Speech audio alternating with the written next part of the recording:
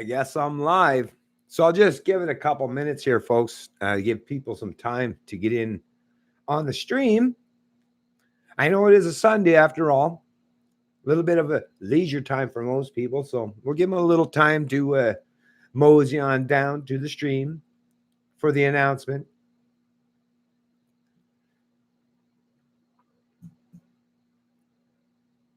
Give them a few more minutes.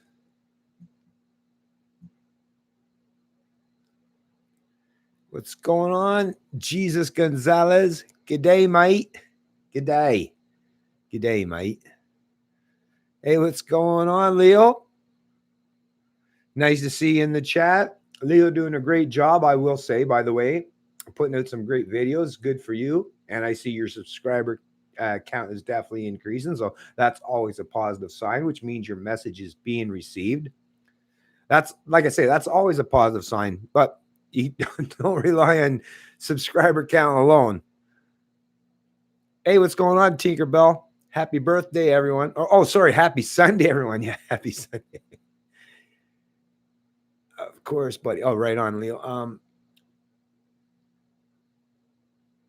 Waiting the news. Yeah.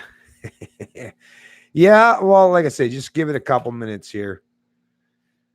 Because it's obviously something that, yeah, this is something that's been playing heavy on my mind.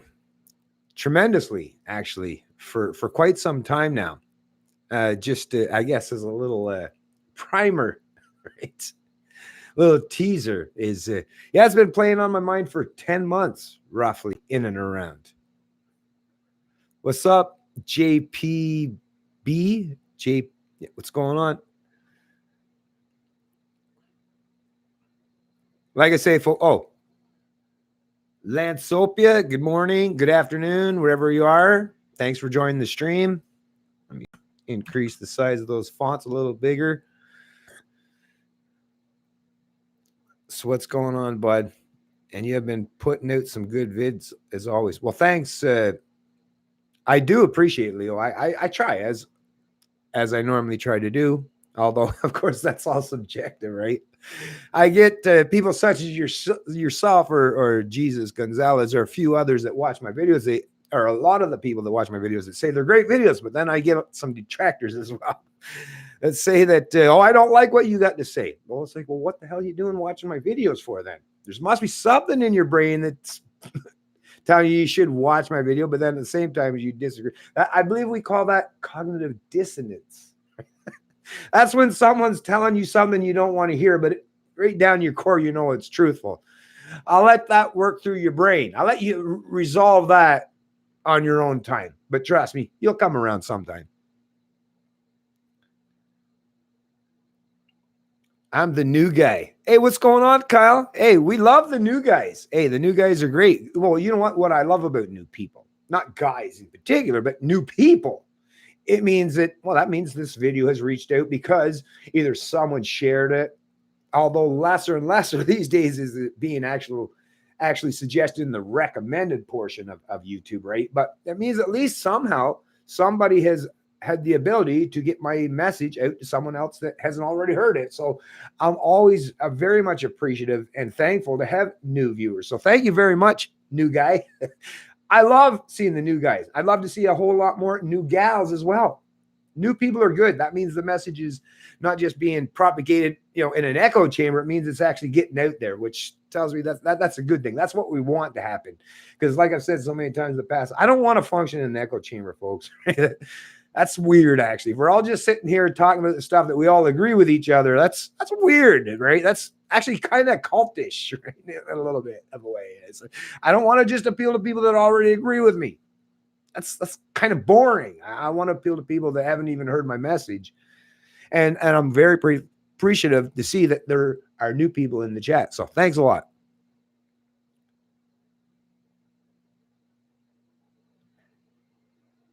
Hey, Jesus. Tinkerbell Kyle.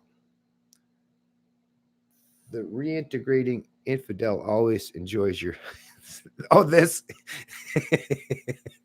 Oh, infidel. Oh, It's the thing, the way people talk about each other these days. What a shame, actually. That's the problem with identity politics and collectivism is we always look to point towards each other because of something that we constitute is based on their, political identity, which is so fucking weird. To me, I've always been the best way I've ever dealt with people is just based on I'm gonna come up to you first and foremost and treat you as someone that's a reasonable human being, and then I'm gonna leave that up to you to prove me wrong, right? But I'm gonna step up the plate first and foremost is treat you as a reasonable, rational human being. I don't give a shit about your skin color, right? I don't give a shit about what your religion you come from. It's just, are you going to be reasonable and rational during our discourse or our conversation or anything? That's how I deal with people. It's so weird. Like I say, politics, in particular, identity politics, yeah, it's destroying. Has a rampant degradation on our intellectual discourse, as you probably recognize and acknowledge. Is damn, like put all those superficial aspects of what it is that you were born with, like the color of your skin, put all that crap aside and let's just deal with what's roaming around in your mind. What are your morals? What are your ethics? What are your principles? What the hell do you stand for at the end of the day? Really, that's to me, let's weed through all the crap and let's get to the core. And the core is, what the hell do you truly stand for, right? That's what it comes down to at the end of the day.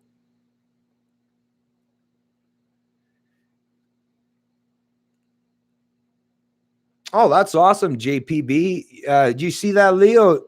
This JPB is two faves. I would assume YouTube content creators are me and you, Leo. Nice, right? That's pretty good. That's a cool thing, right? Hey, Gato. I see Gato's in the chat. Always nice to see Gato in the chat. One of my favorite people out there, to be honest with you. I have to admit that I have a little bit of a bias here, and it's not just the sheer fact that Gato agrees with me on a lot of positions or my stances on issues, because actually he challenges me as well. So it's just the sheer fact that he has the ability to articulate his thoughts in such a meaningful manner, and at the same time still challenge me, because that's the other thing we all got to make as a central focal point is not that we just, like I said, we all shouldn't be looking to like, let's just all sing Kumbaya and we all just agree on with each other. That sounds good in theory, but not in practice, right? So we should always challenge each other.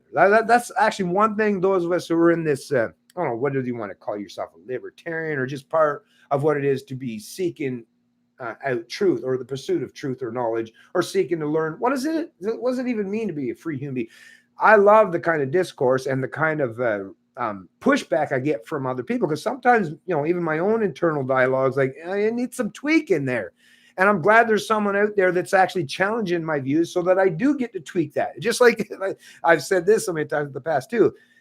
And because I have this I'm very competitive in nature, but just like if I was racing a car or a motorcycle or an ATV or a snowmobile, the things that I learn, when I'm beaten by someone else that has obviously done something better. I'm not talking about those races that someone wins because you fucked up, right? It's like because I red light. I'm not going to learn anything by the guy that didn't red light by sheer fact that he's going to win the race because I red light. So I'm not going to learn much from them. I'm going to learn from myself. It's like, yeah, don't red light, right? But I love to learn from other people and how they develop their intellect in a manner that maybe is something that I haven't thought of myself. And they put that thought in my mind. It's like, oh, I've never thought about it from that perspective. Hey, thanks for bringing that to the table or the equation.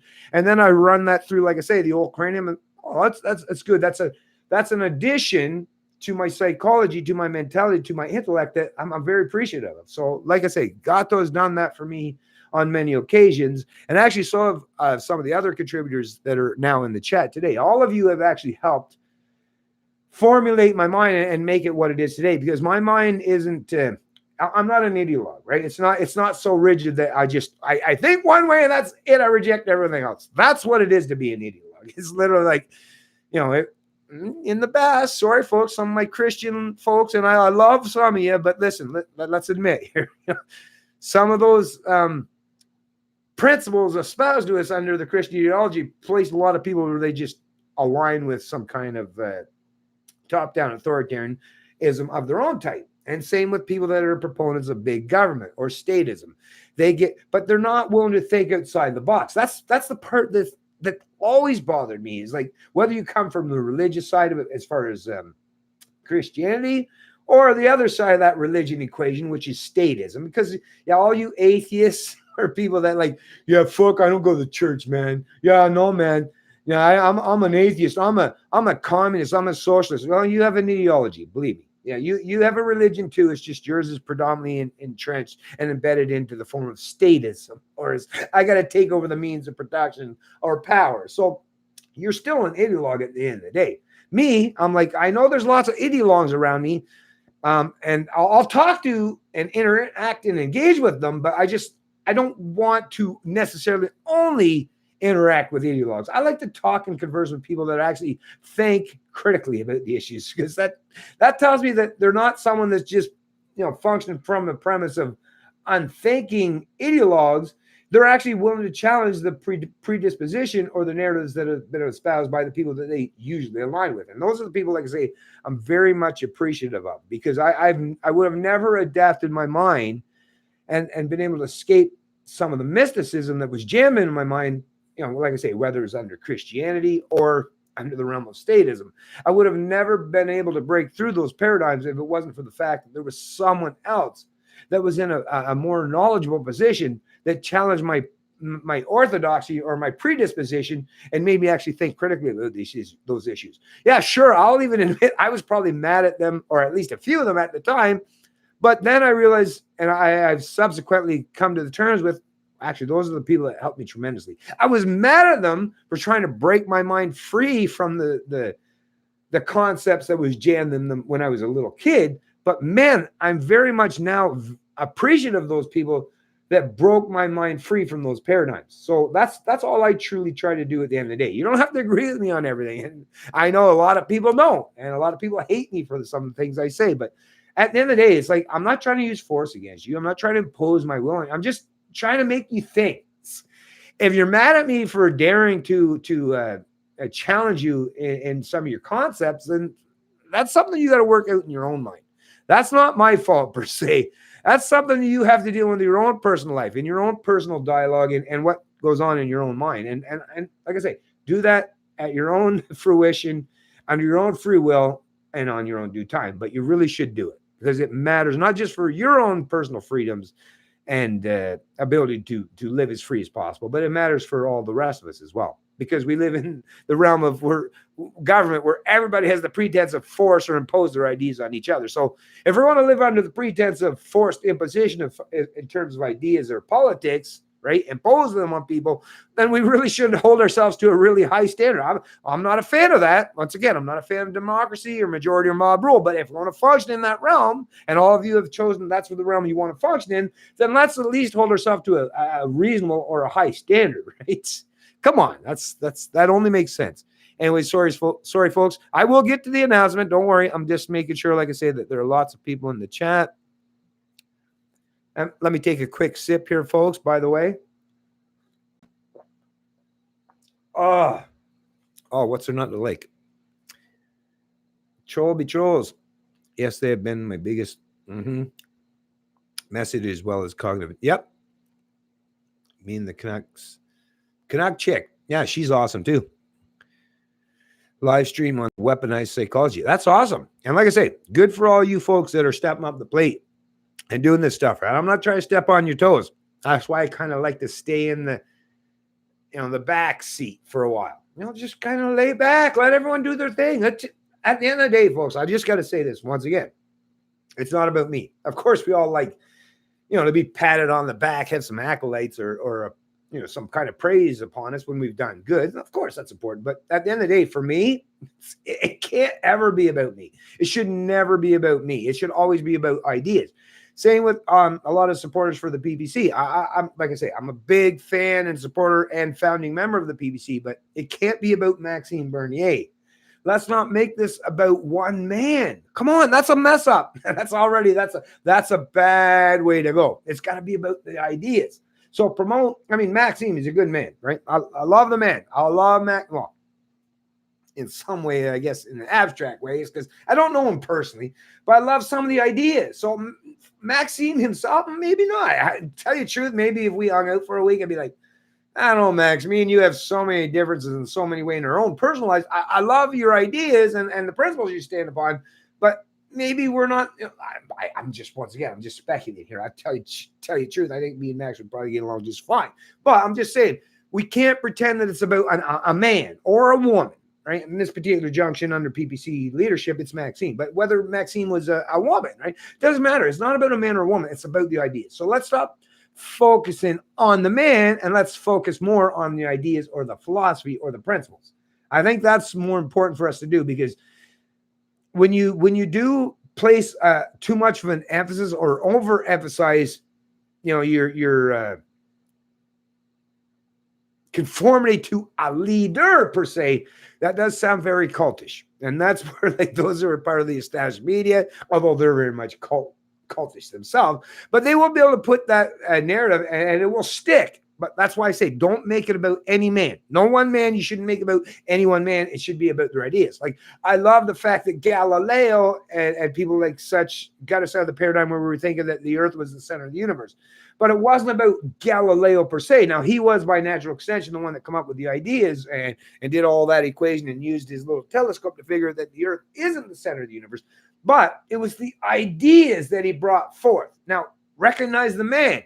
Recognize that it was that one man. It was Galileo that was challenged the orthodoxy or the status quo or the establishment at the time, and which was literally everybody. If you were Galileo in his time, you were going against everybody. It wasn't just for the religious leaders or the scientific field, which was pretty minute at that point in time, obviously, right? But everyone was opposing what he had to say. Could you imagine what it would have been to be that man? But once again, as much as I have a lot of praise and I applaud that man for what he did, at the end of the day, it's his ideas, right? It was his ideas that I want to propagate and regurgitate, right? That's the things that I want to stand upon, not the man per se. But we have to give credit where credit is due. That's where the man does come into the equation. But we have to prioritize the idea over the man, because if you prioritize the man over the idea, well, that is a bit cultish, right? And I don't want to be part of a cult.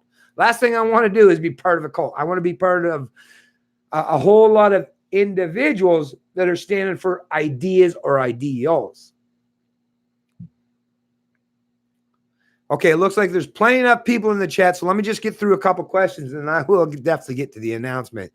Although, like I say, this is early stage yet, folks, so don't get too disappointed. It's not like it's the end all be all. It's just me dipping my toes in the water here.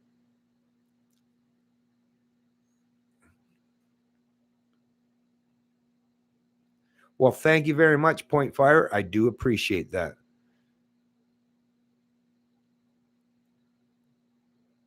Oh, another one. Fun time Flygon. I'm new. I like this PPC guy, Bernier. Is he for real? As far as I know, and like I say, I've done enough my own internal research and making sure that I'm not going to be duped into shit, right? I'm not a fan of someone trying to dupe me into anything.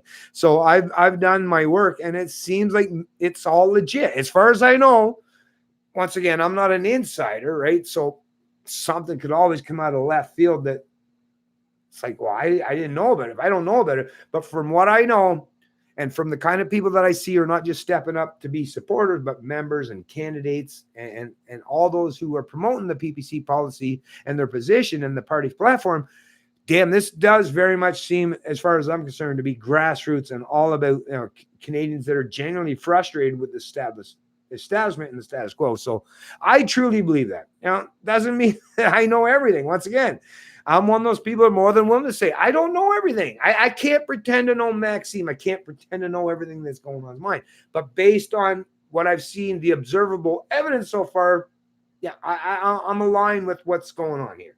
That's all I can say at the end of the day. Not to say at some point in time I might not be disappointed, but so far how this is playing out, how this whole thing is unfolding, it seems like it's very much grassroots and a basis of the disenfranchised Canadian, which once again, there are millions of us in this country that aren't part and parcel of the ruling establishment or the status quo. And we're like, we just want to be given a fair chance. I don't want to get any advantage. I don't want Maxime to get in power to give me any fucking advantage over anyone. I just want to be given at least some chance, right? Just stop. I just want someone to be able to take that boot off my neck for just a little while. Let the jugular, let the vein flow freely for a while so that all the blood is flowing properly. Because the way I've been functioning for the last at least 10, 12 years is someone's been trying to cut off the supplies of oxygen to my brain, whether it's the media class, the pundit class, the political class, or the mindless enforcers.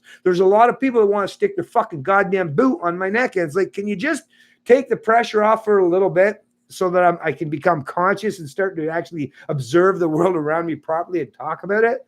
That's the thing. Holy shit. That's the problem with the government. Well, government is a monopoly of force or violence in any geographical. And when you got the big, gigantic gun in the room, it's like everyone's like, well, let me take over that gun and just point that at. What a society you have created by constantly pointing guns at them for everything they do, to try to constantly micromanage and manipulate and dictate their social and economic lives. You've raised generations now of people that are so fucked up psychologically, right? They don't even know how to think about things critically. And that really, at the end of the day, I just want us to get at least, I don't know where we're going to get. I don't know what anything I can bring to the table that's going to help humanity, but I'm just trying my best. And I just don't want people to be functioning from the realm of being an ideologue or the realm of mysticism. Let's start to think about the things that we talk about in the political and social and the economic realm. Let's start to think about them critically. At the very least, God damn it, if we're going to have the pretense of governance, if we're going to use a gun against each other, right, or a monopoly of force or violence, then let's at least keep it in the holster until it's actually deemed needed or necessary. Let's stop using it for any time we want to impose our will or our preferences or our opinions on each other. Look at what the fuck that has done. That has been a great detriment. That is what has brought the Western world to where we are today, is because everyone wants to use that big, gigantic, mystical gun in the room to impose their ideas or their preferences or opinions on everyone else. That's not working out so well, is it?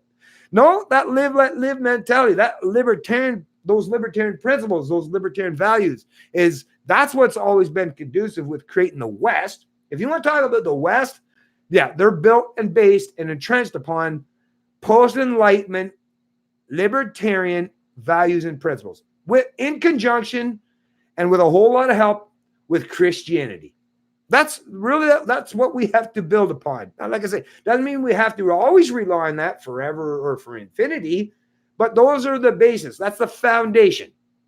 I'm saying rather than just break up the foundation and try to build anew, I'm not even saying that's a bad thing, but just at least recognize and acknowledge that if you just destroy the entire foundation that you stand upon, yeah, that places you in some pretty precarious situation where you don't know how well you're going to be able to stand after that. You might start sinking really hardcore. And actually, that's what the West has seen since, as far as I can observe. That is what I has observed in the West, is once you've destroyed and broken down free market capitalism that was very conducive and in conjunction with the principles of Christianity, well, especially New Testament Christianity, those were working fine. Matter of fact, those two areas of ideology and economic realism, those work to be so conducive and conjunctive together that it produced, the most advanced and developed societies that humanity has ever known. That is the creature.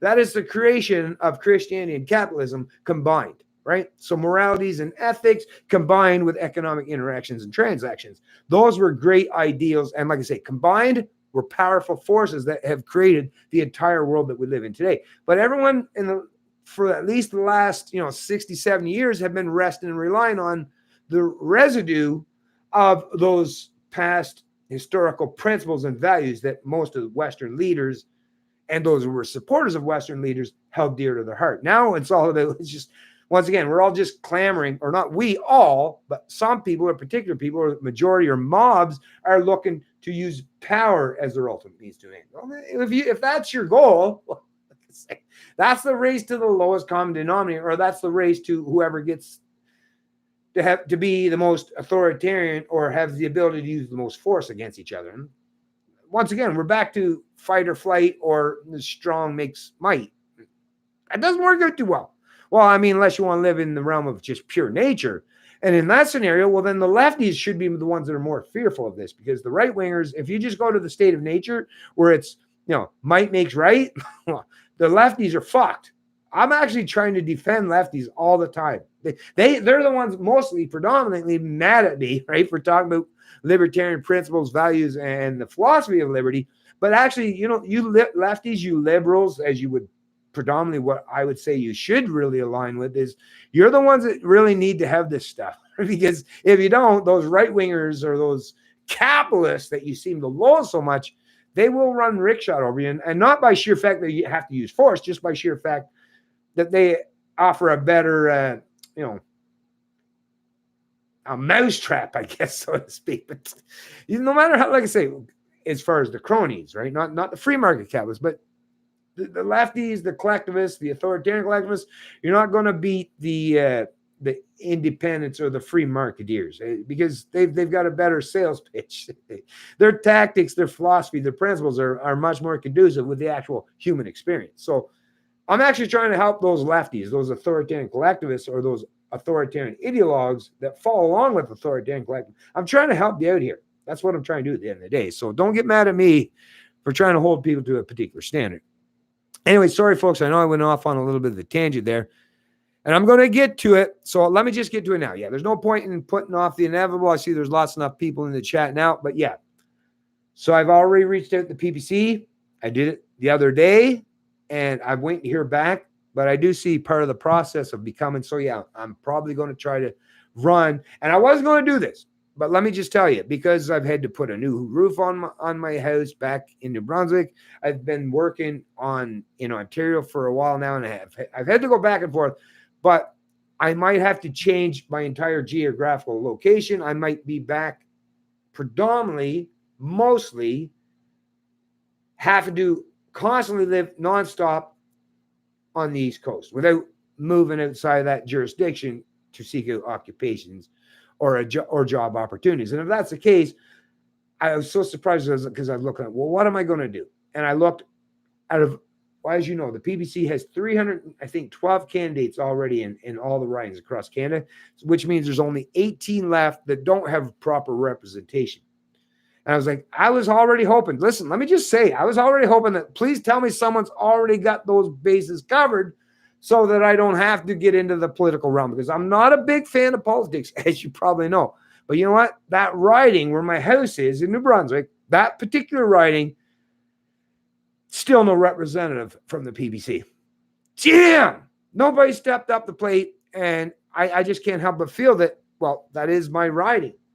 That is not just my jurisdiction and where my house is, but that's actually where I was born and raised for a substantial portion of my life. So, if there's a lot of areas of that portion of New Brunswick that's near and dear to my heart, and I've got a lot of people that know and respect me in that area. So, I don't know whether you want to call it's a calling.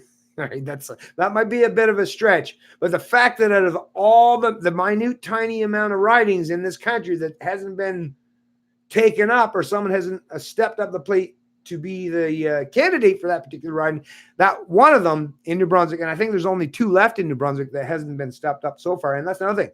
I got Nancy Mercy. I got lots of people in ridings in New Brunswick that are already candidates for PPC that I'm already friends with and are staunch supporters of my channel even. So I think this would be very much conducive for me to do it. Like I said, not that I'm a huge fan of politics per se, but I do understand that politics does play a key and pivotal role in the discourse in this country. And as much as, like I said, I don't want to pick up that gun in the room, that mystical gun in the room, and be a representative per se, but because everyone else is, right? All the liberals, all the conservatives, all the end-dippers, all the Greens, and all their supporters are all like, oh, I'm more than willing to pick up that gun in the room.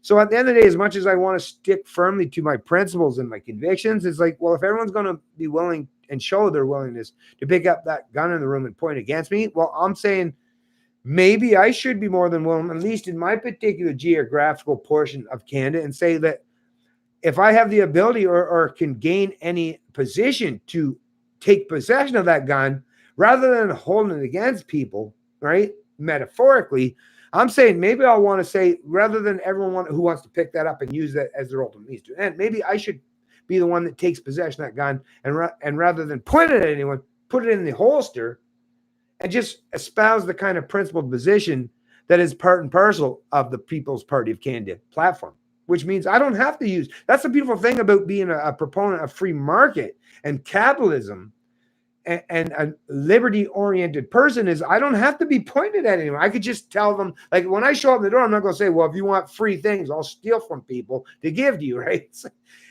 I can actually offer them a completely different narrative and say that, no, I don't want to use government against you. Matter of fact, I'll acknowledge that I'm a representation of that, but I'm saying I want to holster it. I want to say, I want to respect you as a sovereign individual and just have some finite rules that we all should function on. And I think I can make that message stick very well for not just the people in my particular riding in New Brunswick, but even for a lot of Canadians. I think my voice will resonate for people.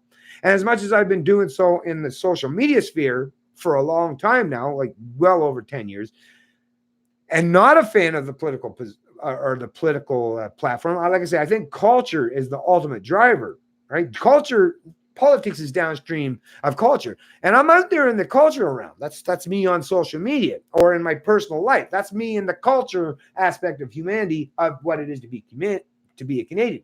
But at the same time, maybe I could step up the plate and bring something else to the table, which is to use that same kind of premise, that same kind of philosophical understanding and principles of what it is to be a free human being, and bring that out as if I'm now a preacher, because that's what politicians are basically. It's like it's your new modern preachers these days, and they're pounding their fist on the pulpit and telling you what's right and what's wrong. Well, okay, well at the very least, that's one area where a large, substantial portion of the Canadians seem to amass around, right? That's the pulpit that they all want to hear people speak from, and if that's the pulpit where they're looking to get their message from, well, maybe I should be like, well, yeah, I'm willing to stand up to that pulpit. I'm willing to say what I've got to say at that pulpit. I don't necessarily agree with having that pulpit, but it exists, and most people look to that pulpit for people to tell them how they should live socially or economically. It's like, well, should I at least give people my voice, allow them to hear my voice? No.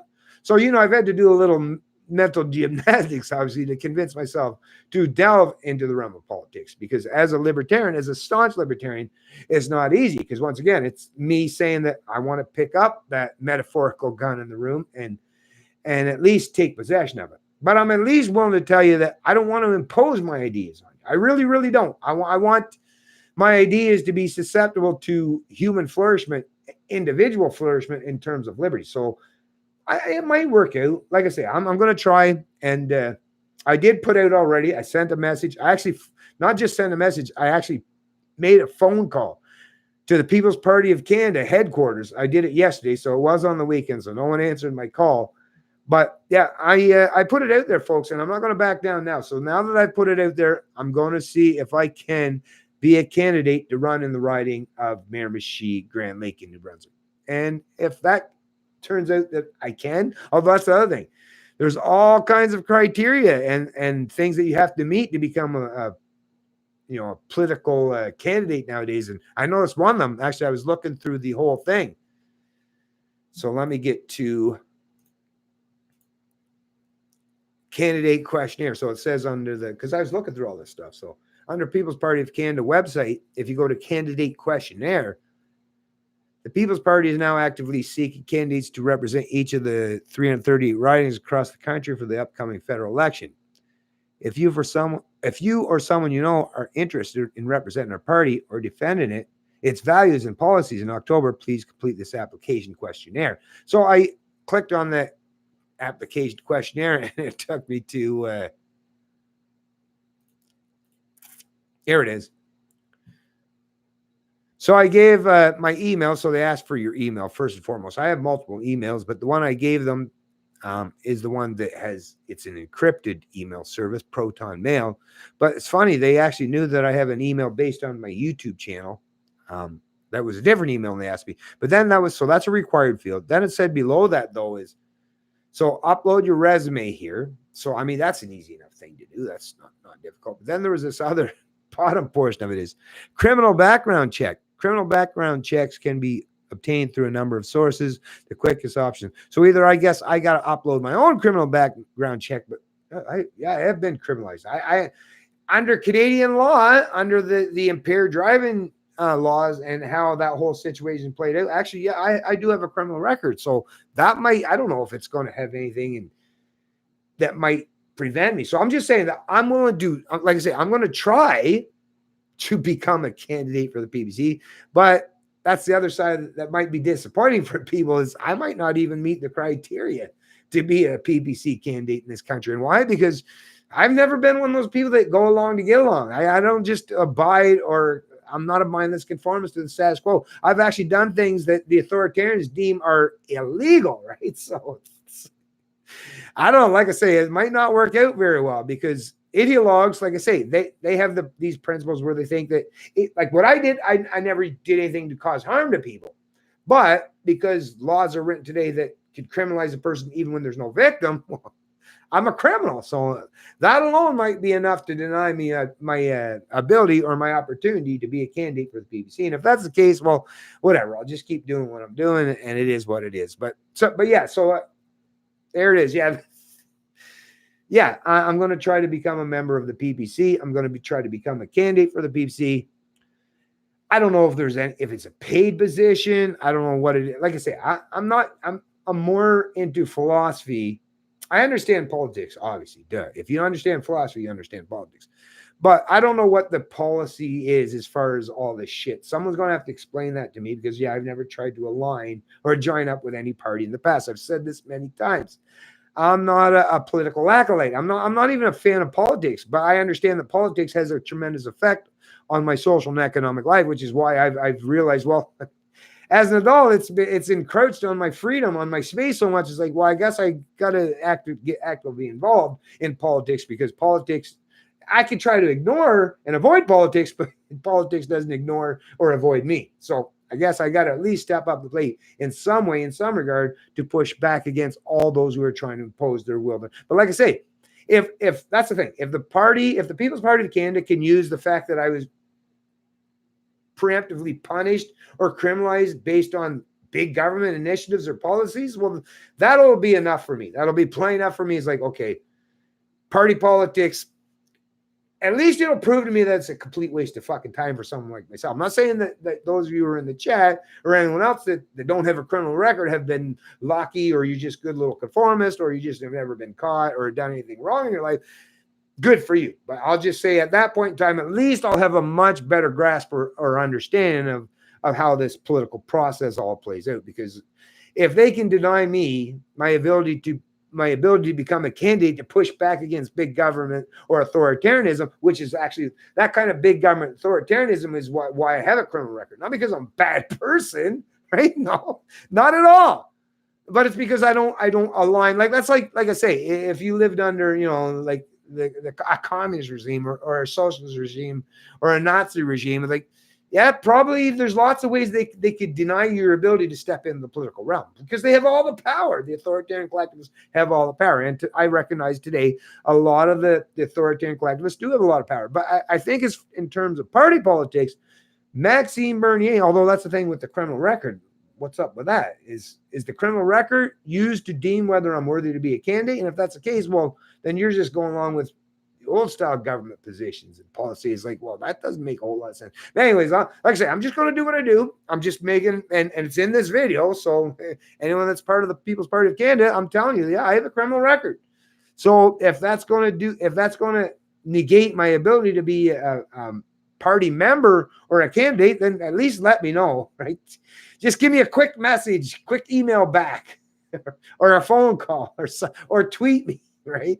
Or on my Facebook page. At least just somebody let me know that if there's something about the fact that I have a criminal record that's going to prevent me from being a candidate, then let me know so I'm not even going to waste any more time going forward. But yeah, I'm absent that though, if I have the ability, if they're not going to try to hold that against me, then yeah, I'm going to try to be a candidate and actually step up in that particular riding. And actually tell you the truth, Maxime himself comes from one of those rural ridings where I come from. And yeah, I think I can actually, when Maxime talks about, is there a few ridings in this country where a PPC candidate can secure nomination, and not just nomination, but actually get support enough so that you can have a seat on the federal stage after October? Yeah. Where I live in New Brunswick, Yeah, and I've got a pretty good reputation, and a lot of people know me in that. So yeah, I could probably do it. Just like you and Bose. Rural community, not lefties, not these libtards or these big government proponents. I think I could do that. And I'm going to try to do that. But once again, that's all. Once again, I can only choose to dip my foot in the water. What's going to happen as a consequence or subsequent to that, well, it'll just unfold the way it's going to unfold. But yeah, that's the big announcements, folk. Big announcement, folk, is I'm going to try. I can't believe I'm even saying it. I'm going to try to run under the political party banner. And like I say, if it wasn't for the fact that Maxime Bernier has done such a great job as far as presenting policy positions and the platform that's very much conducive with my own internal principles and philosophy, then I wouldn't even try this. I wouldn't have even dared to dip my toes in the political waters if it wasn't for the fact that I think I can contribute to the political discourse and actually offer a message and maybe embolden others to stand more firmly under the convictions and principles, even in the political realm. Although, like I say, I'm still going to keep doing what I do as far as trying to affect and change culture. Because once again, I do believe firmly that politics is downstream of culture, but I can't leave that off the equation or off the table because it is part and parcel of how that political discourse unfolds. There's going to be a political party that's going to form government in October, whether I like it or not. Even if I say, oh, I'm a full-on staunch ANCAP and I don't believe in government at all, which mostly is the truth, most people don't. So, like, I can't pretend to live in some mystical realm that doesn't actually represent reality. You know, I might wish for that at some point down in the future, but I still have to deal with the real world that I function in. That's actually something that's taken me quite a while to work through, is like being super principled and idealistic. And those are great. Those are the foundations that cause a lot of our ambitions to be heightened, but we still have to deal with the real world too. And that's one thing that I've had to work through, especially in particular in the last few years, is I have to be more pragmatic and deal with the genuine real world rather than just function in this pretense of idealism or this pretense of, but under some kind of utopian ideal. Well, that sounds good under the utopian ideal, but we don't function in the realm of the utopian ideal. So let's function on the realm of reality, and then maybe someday we'll be able to get closer to that utopian ideal, but still got to function in the real world, right? Anyways, let me get back to reading some of the comments here. So now that you all know, yes, it is the fact that I'm going to try to run. And like I say, if that writing had already been taken, actually, matter of fact, when I was looking at it, I will admit, even here, I'll even be honest with you, part of me was like, please tell me this writing has already been taken. Please tell me this writing that position has already been filled. So that'll prevent me from even want to think twice about delving into politics. But no. So I don't know, like I say, the roads all seem to be leading me down to that single path at this particular time, at this particular junction, at least. Well, not just that single path, because like I say, I do a lot of other things other than, I haven't delved into the politics so far. I'm still just a guy talking into a microphone, into a camera for the most part. So, but once again, this has seemingly given me the ability to think that this might be something I have to do. This might be an endeavor that I might have to undertake because it's being presented to me in such a manner that to deny myself that opportunity or the ability to take that bully platform or that pulpit, because that's what it is to be a politician, is you get the bully pulpit or the platform. To deny myself or my voice the ability to have an area where I can expand upon that, not just functioning in an echo chamber on my YouTube channel, where I can propagate what I have to say, like I say, through the airwaves or the radio waves or the television, broadcast networks. Yeah, and that's the other thing. I had to obviously talk about this with my wife and my sons, and they are on board. They all accept and acknowledge that some of the hacks of the media, they're going to try to attack me, and by natural extension, they're going to that's going to play effect on my kids' life. It's going to play effect on my wife's life and my family's life, my extended family. But they're all been more than willing to accept that, and they support me fully. Which, of course, I love my family anyways, whether I went into politics or not. My family just great. I love them because they support me. And I support them as well. But I'm very appreciative to know that at least the closest people to me, are willing to support me, even if I do delve into this realm of politics. And I'm, like I say, I'm just dipping my feet in the water. Somebody might already negate or prevent me from doing so going forward, but at least you can say that I have tried. I am reaching out, and I've already made the call, and I expect I'll probably get a call hopefully Monday, or once the beginning of the week starts and everyone's back in the office. I expect I'll get a call. And then, like I say, we'll hammer all this stuff out. I'll talk to whoever it is, whether it's Maxime or one of his representatives. We'll hammer this all out and see how it's going to work out. Because, like I said, I'm willing to stick my toes in the water and get in the political process if need be. But it's all going to now be required and reliant on whether they're going to accept me or not. So if I don't, and you'll be the first to know. And maybe, you can help in some way by maybe if you're a PPC supporter yourself, maybe make a couple phone calls out there and say, yeah, we like what Bennett stands for. We like the principal position. Yeah, sure, he might have had some crap happen to him in the past. That doesn't make him a bad person, right? That's the thing. It's like, I don't know. You could try as best as much as you might, but like I say, at the end of the day, we'll see how this is going to play out and how it's going to go forward. And then I'll just go and deal with that reality as a consequence of what the decision they make. If they choose to make me a candidate, well, you know what's going to happen. I'm going to step up my efforts and I'll double down full on. Well, that's what I am. I'm full on. I'm all in. That's what I am, the kind of person. So if I do become a member, and well, not just a member, I'm already found a member, but if I become a candidate for that particular riding, yeah, you better believe that the people in my riding, I'll be not only will be banging on every one of your doors to talk to you about these very important principles and these positions and the politics that's playing out, for all to see, and it's how much of an effect that's going to have on future and successive generations. Not only will I do that, but I have a lot of people in my immediate family or friends and other people and neighbors that would be more than willing to step up the plate and help me as well. So I can definitely help out in the political process. Well, at least in New Brunswick. For the rest of Canada, I don't know. Although that's what I do in my videos, right? That's actually, my videos probably have more of a profound effect on affecting people's psychology or their mentality in terms of what it is to be a free human being than I could ever do it in terms of knocking on a few doors and saying I'm a representative of a political party. But once again, if there's one more area that I can contribute to the discourse in this country, if I got to do it by knocking on doors and being a political candidate, well, I can't leave any stone unturned anymore, folks. To me, I think we're in a stage where it's needed and necessary for those of us that have the confidence and the willingness and the ability to do so to step up the plate and do whatever we can. I might be disappointed. I might be gratefully rewarded for what I do. Whatever is going to play out, it's going to be what it's going to be. But I'm going to at least say that I stepped up and I chose to do what I think was right at that particular time. And that's what I'm going to do. That's what I'm trying to do. Okay, back to the chat, folks. Back to the chat.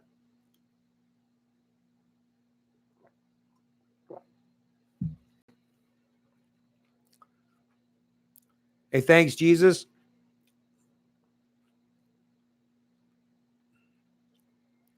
Good day, mate. Son of Rambo. What's going on, man?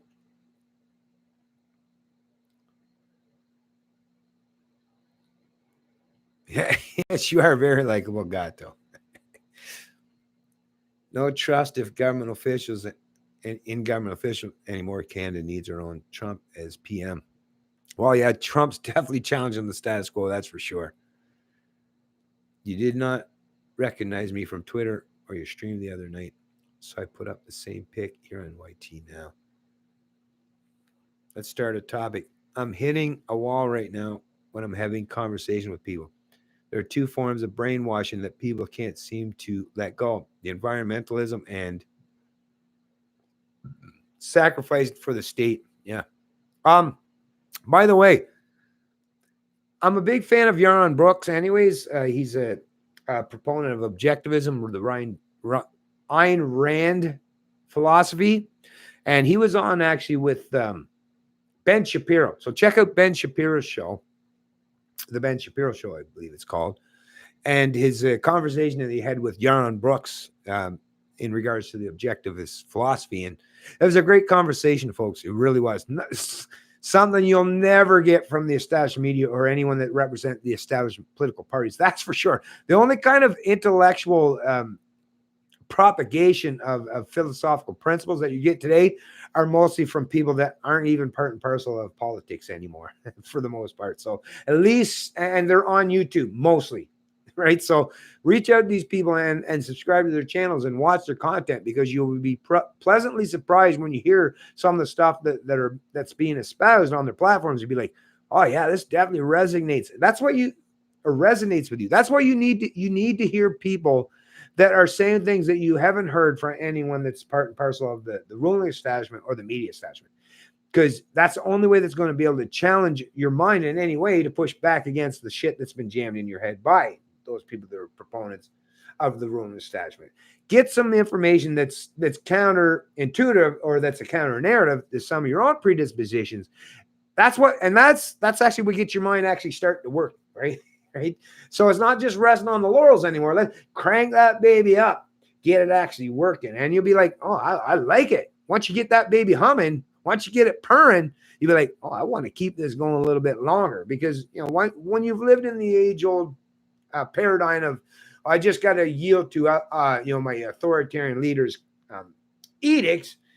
Well, like, once again, you have no area where you have any self-respect or self-esteem. But once you've taken the onus and the personal responsibility yourself to start thinking about these issues critically using your own mind, then now all of a sudden you're in a much better position to not just, reject some of the mysticism or the bullshit fallacies implanted in your mind from your very early age. But now you'll feel a sense of empowerment where you're like, yeah, I don't have to rely on mysticism. Now I have this amazing tool. It's called critical thinking, and testing hypotheses based on going through those critical thinking skills. And it's like, oh, that gives you, like I said, that gives you a tremendous amount of power. And it's not over other people, but it's over your own mind. And once you have power over your own mind where you can think about things critically, well, then you're in a much better position to talk about these things and even be challenged, because even when someone challenges you, you'll be like, okay, well, I don't need to get, I don't have to feel the cognitive dissonance because someone said something that I disagree with. Now you're like, oh, let me just run that all through the cranium. Let me run that through the old objectivist process, right, of thinking critically about this issue, and then let's see what I can come up with. Let's see what I can conjure up on my own mind based on the principles and the fundamental understanding of what it is to be a free human being. And like I say, that gives you a tremendous amount of power. Now, there are other people that want to use power as, like, think about it. There's two ways you can achieve power in this world. One is using the gun, which is what big government proponents do. They use the gun or the threats of violence or force against them. And yeah, that can gain you power. But the only reason why you've gained power is because you've taken something that's not a natural extension. Using some externality to gain some semblance of superiority. Whereas if you use your brain, your intellect, that's not abstract. That's not something that someone else has possession. That's in your own mind. That's something you truly own. That is what you represent. That's power. And that's real power. And that's the kind of power that you possess. It means that you don't have to rely on others, but it's something that you can retain and possess yourself, which tells you that I am no longer a slave, a subject, or serf to someone that I have to conform to. That means I'm a contributor to society now, right? I'm someone that should be on the stage rather than in the audience, just listening and applauding, right? No, now you can be actively engaged in the discourse and feel like you're part and parcel of the dialogue of the conversation rather than just a spectator. Because when it comes to it, at the end of the day, politics shouldn't be just merely a spectator sport. If you're going to have politics, I'm not a big fan of politics, but if you're going to have politics, well, we should actually all be actively engaged in some form.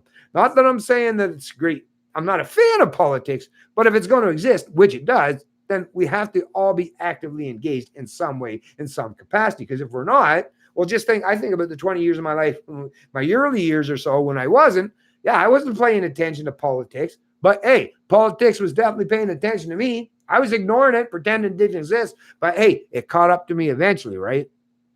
Because the authoritarians were using politics as a means to impose their ideas on people like me, where I was just all about live, let live, and not to worry about anything, just keep turning the cheek, right? But you know what? All that turning of the cheek and just trying to avoid conflict, all it meant was that they were constantly ever increasing and encroaching on my space. So now I'm like, well, no, I can't just run no more. I can't just ignore and avoid them anymore. I guess now they've forced me. I didn't choose this, but they've now forced me to now turn back and pivot toward them and realize that, oh, where did you guys get all your power from? Oh, the political realm. I'm not a big fan of using power against people, but since you all want to use power against me, well, once again, I'll take over possession of that gun. Not necessarily that I want to point it against anyone. Once again, maybe I just want to put that in the holster and start talking to these people. Because at the end of the day, if I'm the one that gains any possession or control of the gun, well, I'm the one that can say, hey, rather than pointing them at people, at least I can say, I'm putting it in the holster. That's what Maxime Bernier, that's what the PPC, that's what individual freedom, personal responsibility, fairness, and respect. That's what it is. It's like we're saying we don't want to use the gun necessarily, right? Well, the only ones we want to use the metaphorical gun in the room against are the people that are pointing the gun at our heads and saying, well, you can't have any economic prosperity. So like the gun, the oil and gas debate where Quebec saying, oh, there's no social license for oil or pipelines in this country. Oh, really? Well, you live off oil and gas, right, Quebec? All you people in oil in Quebec, you all use a lot of oil and gas. So don't fucking play your game with me. So if I got to use that big metaphorical gun in the room, I wouldn't necessarily point at you, but I'm going to say, if you try to stop me from placing a pipeline in this country that actually benefits you and everyone else in this country, well, that means you're trying to use preemptive force against me. It's like, okay, well, I got a gun that I can point against you too. It's called government, right? You want to use government against me? Well, I'll just turn around and point it back against you. I won't pull the trigger per se, but I'm going to say that you want to use force against me, I'm going to use that same threat of force against you now. Because like I say, turning the other cheek, yeah, I've watched how that has unfolded, and it doesn't work out so well. That's the thing with libertarians. Quit being useful idiots as far as like allowing statists to constantly keep all the power at their disposal. I'm not a fan of political power either. I totally reject it. But once again, out of all the things I've thought about over the course of my life is like, how many times are we just going to turn our cheek and look the other way? My cheek's not even going to look like a cheek anymore. It's just going to be, well, it look like I'm a chipmunk with like a big fucking store of winter nuts on the side of my face because it's going to be, bloody, bruised, and swollen because I've just turned it so many times every time someone, slapped me or punched me. And it's like, I'm tired of being slapped and punched. I really, really am. I really am. And like I say, if I got to step up the stage and be a representative on that political stage, well, at least I think I'm going to do a much better job than anyone else. And, well, or at least most people. And that's the thing with me as far as have my competitive nature about me is if you're going to virtue signal or pretend that ethics and morality or legality or justice is what government is supposed to stand for, okay, well, let me show how well that properly works, right? Although, once again, still not a fan of the process. I'll point that out for my ANCAP friends and my true libertarian friends, which I have lots of them. I'm sure a lot of them that are watching my video today, although some of them probably aren't, they'll be like, oh, Ben, how dare you? How could you do such a thing? Well, I've tried every way so far. And I'll try another way if need be. I'll try as many methods or means at my disposal as possible to try to create more freedom, not just for me, but for, the people in my immediate family and the natural extended part of my family, or ultimately, because I live in a particular place that's called Canada, ultimately, at the end of the day, even in my country, I want people to be free.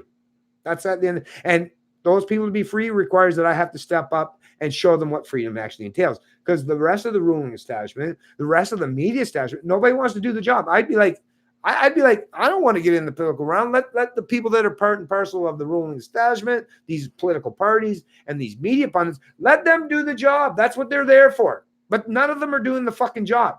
So it's like, well, I guess now you're forcing me that I got to step up place and do your job for you. Do you? Why? I don't know. I don't want your job, to be honest with you.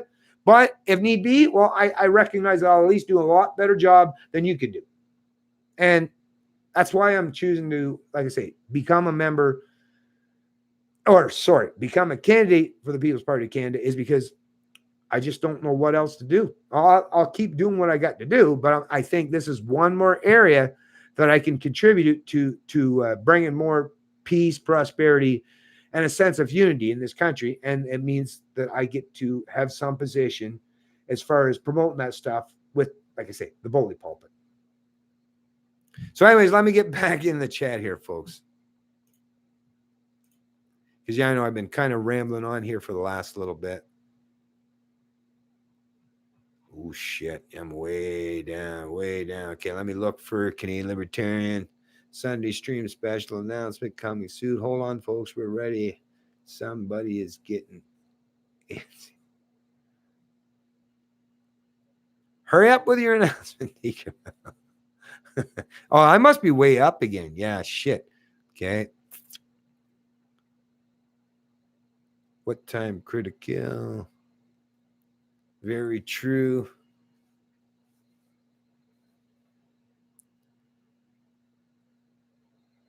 What? Hold on, let me see what's going on here.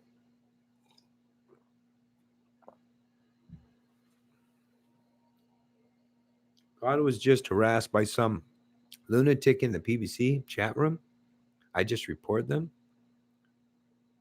God? You mean Gad? No, God. Oh, God, I was just harassed by some lunatic in the PBC chat room.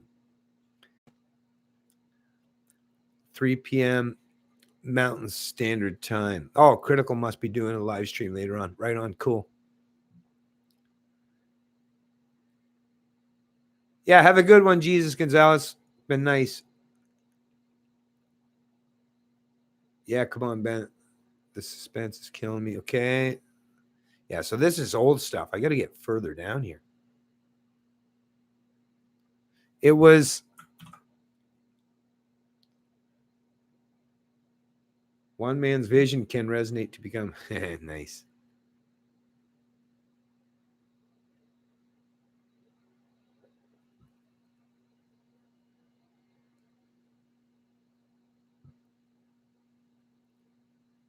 Corporate approved party wants you hear libertarian voices already. That's why most don't know anything about the libertarian philosophy. Yeah, and that's another thing, actually, folks. We do have a libertarian party in this country, and I do want to point out too that I am friends with Tim Moen, although I don't know, maybe lately he doesn't seem to want to pay much attention to me. I think he feels like I've left him, I think, in some way. But like I say, I got to be pragmatic, man. You know, like, Jesus, we can't, like, you know, we can't just go along to, like, suggest that if we stick only firmly to our principal position, that's going to, I would love that to be the case. Of course, the idealism of libertarian philosophy, those are great. And I hold them near and dear to my heart. But once again, it almost sounds in some ways like, and I've had to work through this in my own mind. It's like, you sound too utopian, you know, like we do kind of have to, well, no, espouse the utopian ideals, but at least understand that that's not the world that we live in. To me, that's the big thing when people say, well, yeah, but under, like, in terms of the immigration of the temporary foreign workers, I've had a lot of libertarians that have been arguing with me. He's like, well, what do you mean? I should be able to fucking free market means I should be able to get labor from anywhere. Well, no, that's not true, because some places where you want to get your labor from have governments that treat their fucking people like chattel, like second-class citizens or third-class citizens that function in a weird realm of basically indentured servitude or slavery. And yet you want those people to come to this country so that they can be mindless slaves and serfs and subjects to the corporate class in this country. You're not helping those fucking people out. Well, I mean, they might gain more economic advantage, right? Because they have more compensation or are rewarded, you know, more for what they provide, but at the same time, it's still never going to be conducive in comparison and contrast to what it means to be a serf, subject, or slave. You're still asking them to be a serf, subject, or slave. You're just saying that I'll give you a little bit more. I'm saying that what I want is to have proper philosophical principles be the basis for our economic engagements and transactions. And how that plays out, there's going to be good, bad, there's going to be all kinds of gray area in between. But it's like, let's not keep pretending that, you know, using the big gigantic gun in the room, which is government, for these corporations to use it to gain some kind of economic advantage over the typical old stock Canadian. Yeah, that might be good for your bottom line, but look what you're doing to degrade the Canadian society. I don't want to play in this fucking race to the bottom anymore. This is a terrible thing. I don't want to race down to the bottom. Actually, free market capitalism was about bringing us all up, not racing to the bottom. So we're in the opposing territory under this modern iteration that we have today, is where we all have to race down to the lowest common denominator. Whereas, no, we were trying to, under the free market capitalist model, historically, was to try to bring people up, raise and elevate people. Collectivism, authoritarianism, that is, once again, the only way we'll ever get to some form of equality is if we all race down to that lowest common denominator. Because we can't force the idiot or the unthinking beast to be something other than they are.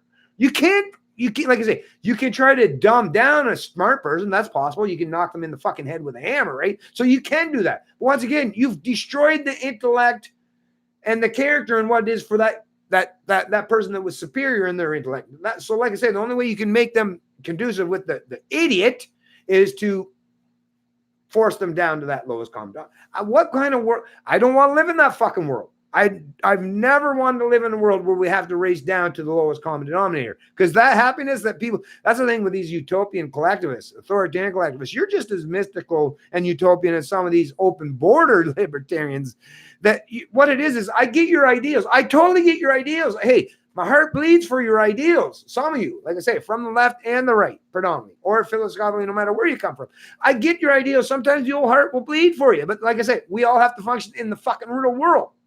Let's stop pretending that we can put forth narratives or a representation of something that's not actual tangible, that the world that we have to deal with the real world we live in. The real world we live in is not anything conducive to like Ancapistan or communism or socialism or fascism or any of these collective.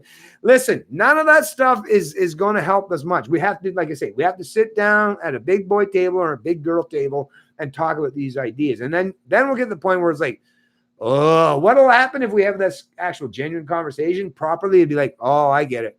Yeah, nothing's going to work out the way. Yeah, we're all idealists, and we're like, oh, we want this and we want this. Like I say, all the people sitting around that table all have all their ideals. At the end of the day, we'll all probably come to the realization that I don't get mine, you don't get yours, none of it gets ours. All we can hope for at the end of the day is just, I won't force my shit on you, you don't force your shit on me, and hopefully we'll hope for the best going forward. That's all we really got left to do. That's what a libertarian proper philosophical principle and position is I can't promise you the world. I don't know how it's all going to unfold. I'm just going to say, at least if we hold each other to a particular standard as far as our social and economic engagements, that's the best chance we have for everyone. Not just for me today, not just for me tomorrow, not just for you today or you tomorrow, but for all of us for now and for the rest of humanity is, that's, like I say, have a live, let live mentality, but still hold each other to a particular standard in terms of ethics and morality. Legality, that's going to be, once again, well, legality is a basis and should be properly entrenched and based upon those proper morals and ethics. Nowadays, though, it's just political edict. It's just my preference, my opinion, which doesn't work, because that just means that whoever gains the political power, now they can impose their particular ideas. Could you imagine being raised in a household where it wasn't just one, well, yeah, actually, no. Yeah. Let's say you had authoritarian mommy and authoritarian daddy, and neither of them were teaching you how to be a personally responsible adult, but they just wanted you to do it their way. Well, every few years, let's say if mom and dad had like this thing where the kids decide, you want daddy to be in control and you want mommy. He's like, well, sometimes it might be daddy. And like, oh, we get all kinds of these kind of freedoms, but we're not learning much as far as, some of the compassionate side of things. Whereas, oh, if we chose mommy to be, well, we're learning lots of things as far as, being compassionate and worrying about people's feelings, but we're not learning much as far as work ethic or safety or security or personal responsibility in terms of, going and get shit done, right?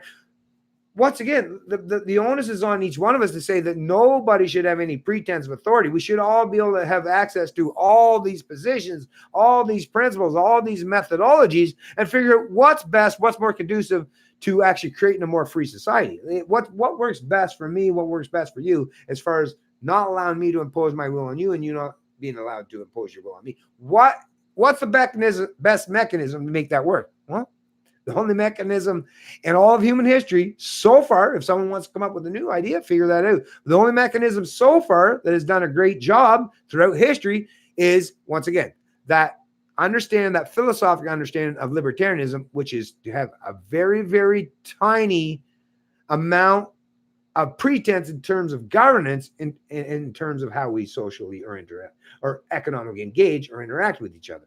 Keep the gun at bay for the most part and only pull it out when it's absolutely deemed necessary. So when there's an actual, genuine, viable threat to your life or livelihood, that's the only time you should ever pick up that gun in the room, that metaphorical gun in the room, which is government. But we don't live in that realm. We live in a realm where everyone now, like, the slightest thing that pisses them off or doesn't go along with their particular orthodoxy or their ideology, they're like, oh, I'll pick up the gun tomorrow and like point it against the people that don't want to go along and get along. It's like, Well, that one-size-fits-all approach has never worked through all of human history. It's not going to work today. It's not going to work tomorrow. So like I say, let's get more adopting and get this philosophical underpinnings and understanding that we don't use government as a preemptive means to an end. What we should be using government for nowadays, although I'm not a big fan of government, is if we're going, but because it does exist, let's use it as the bully pulpit. Let's use it like what Ron Paul did, like what Maxime Bernier is doing today, is just spread the message so that people aren't constantly inundated with the pretense that they should use that mystical gun in the room to preemptively force other people to abide or align with their ideology. Like I say, let's use the bully platform. Let's use the bully pulpit. Let's use the position of politics to emphasize and point out how important it is to be a fundamental proponent of individual liberty. And if you are, then like I say, we'll figure this stuff out eventually. That the secondary aspect of how you figure out how you deal with each other after you set up the rules, well, that's an easy part. Once you've set up the rules, which is let's not use force, violence, and coercion towards each other and theft. Once you set up those rules, how that's going to play in every potential scenario after that, well, I don't fucking know. I can't pretend to know. But like I say, just use that formulation. Just use that equation. And you'll figure out that actually most of the time, almost 99.9% of the time, that'll be conducive to not just de-escalating tension, but actually resolving your conflict. Like I say, whether it's in the social realm or the economic realm, you know that in your own life. The best way you've ever resolved any conflict is not by punching someone out or using force against them. That because then after you've done that, all you're like after that is like, are they going to come after me? No. The best way to resolve that conflict and not worry about that potential conflict, rising in the future is to deal with it properly, right? That's the way that we deal with each other, or should be dealing with each other. Yeah, it is Sunday, folks, so I might get a little preachy.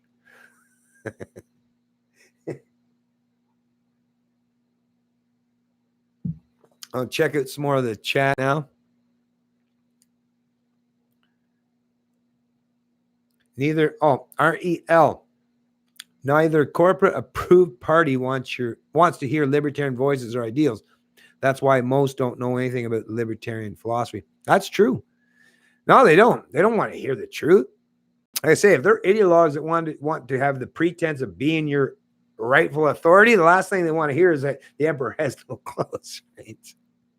Yeah, that destroys their narratives pretty quick. Take the boot off. Yeah, right on. Okay, let me scroll down. I'm way the fuck up here. Sorry. Making a big batch of chili ketchup. Ooh, chili ketchup. Starting to smell very good. God damn, you're making me hungry now, Gato.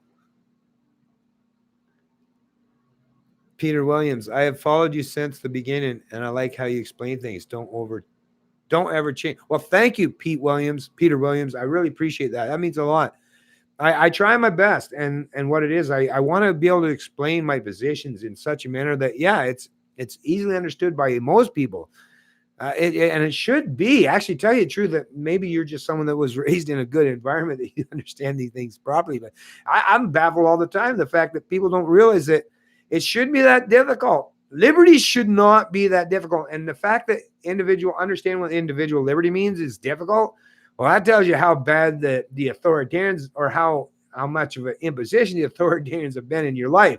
If it's hard for you to break free from the authoritarian mindset, at the very least, even if you get mad at me for pointing that out, at the very least, you'd be like, you should get the terms where you're like, fuck, I'm pissed off at the people that told me that authoritarianism or force and violence was the ultimate means to an end, because those are the people that have greatly let you down.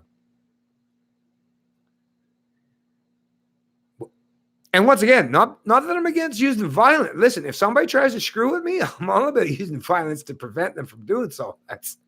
That is very important, but only as a defense mechanism. Never to be preemptive. Never to use force preemptively against someone that hasn't done anything to you. That's the big discrepancy. That's the thing with libertarians, is they're not pacifists. That's the thing. Some people say like libertarians are pacifists because they're not for war or intervention. No, they're not pacifists in any way. Not by any stretch. I've never been a pacifist. I just, like I say, I walk softly, carry a big stick. If somebody fucks with me, oh, you're going to get it back. But I won't ever do it preemptively. I'm not going to look to try and screw you up. If you haven't done anything to me, does that not make me authoritarian if I want to cause harm to someone socially or economically that hasn't done anything to me? Yeah, that is what it means to me. And the fact that some people deny that, it's like, well, you're an ideologue. You've been taught to think from an abstract manner where you're not using your brain or any critical thinking skills. You're just repeating and regurgitating what someone else jammed in your head and hoping that that'll stick, or hoping that the person that you're talking to will just follow along with that. A lot of people that have talked to me is like, oh, they get disappointed pretty quick. It's like, yeah, I don't go along with that shit. Yeah, just like when people say, like, some of the religious ideologues in my life, that, yeah, they're 6,000 years old. Yeah, hey, we're great friends and I love you and you're a good person and all, but yeah, I'm going to say that, yeah, there's not 6,000 years old. You might get mad at me for pointing that out or pushing back against your narrative, but I'm going to do it, whether you like it or not, because I don't believe that to be true by any stretch of the imagination, because science and objective reality suggest otherwise. And I'm not going to just go along and say, well, I hopefully my friend or my neighbor or my hopefully they'll still like me after I've, pushed against them or disagree. No, to me, it's like, even if you're going to hate me after it, you can, after we've had this conversation, you can go ahead after that and say, oh, that fucking Ben, he's a fucking asshole because he didn't agree. Well, go ahead. But at the end of the day, I've done what needed to be done because I don't want to be an ideologue. I don't want people to just fall. Like, I've seen how that has played out throughout human history. And the people that are ideologues and just follow along with bullshit narratives that aren't based or entrenched on objective reality, well, these are the people that have been hampered and hindered all of human progress and all of human liberty-oriented proposals or position that have advanced us out of, just pure being beasts, mindless beasts that are just, take from anybody, right? To make sure we sustain our own livelihood. Right?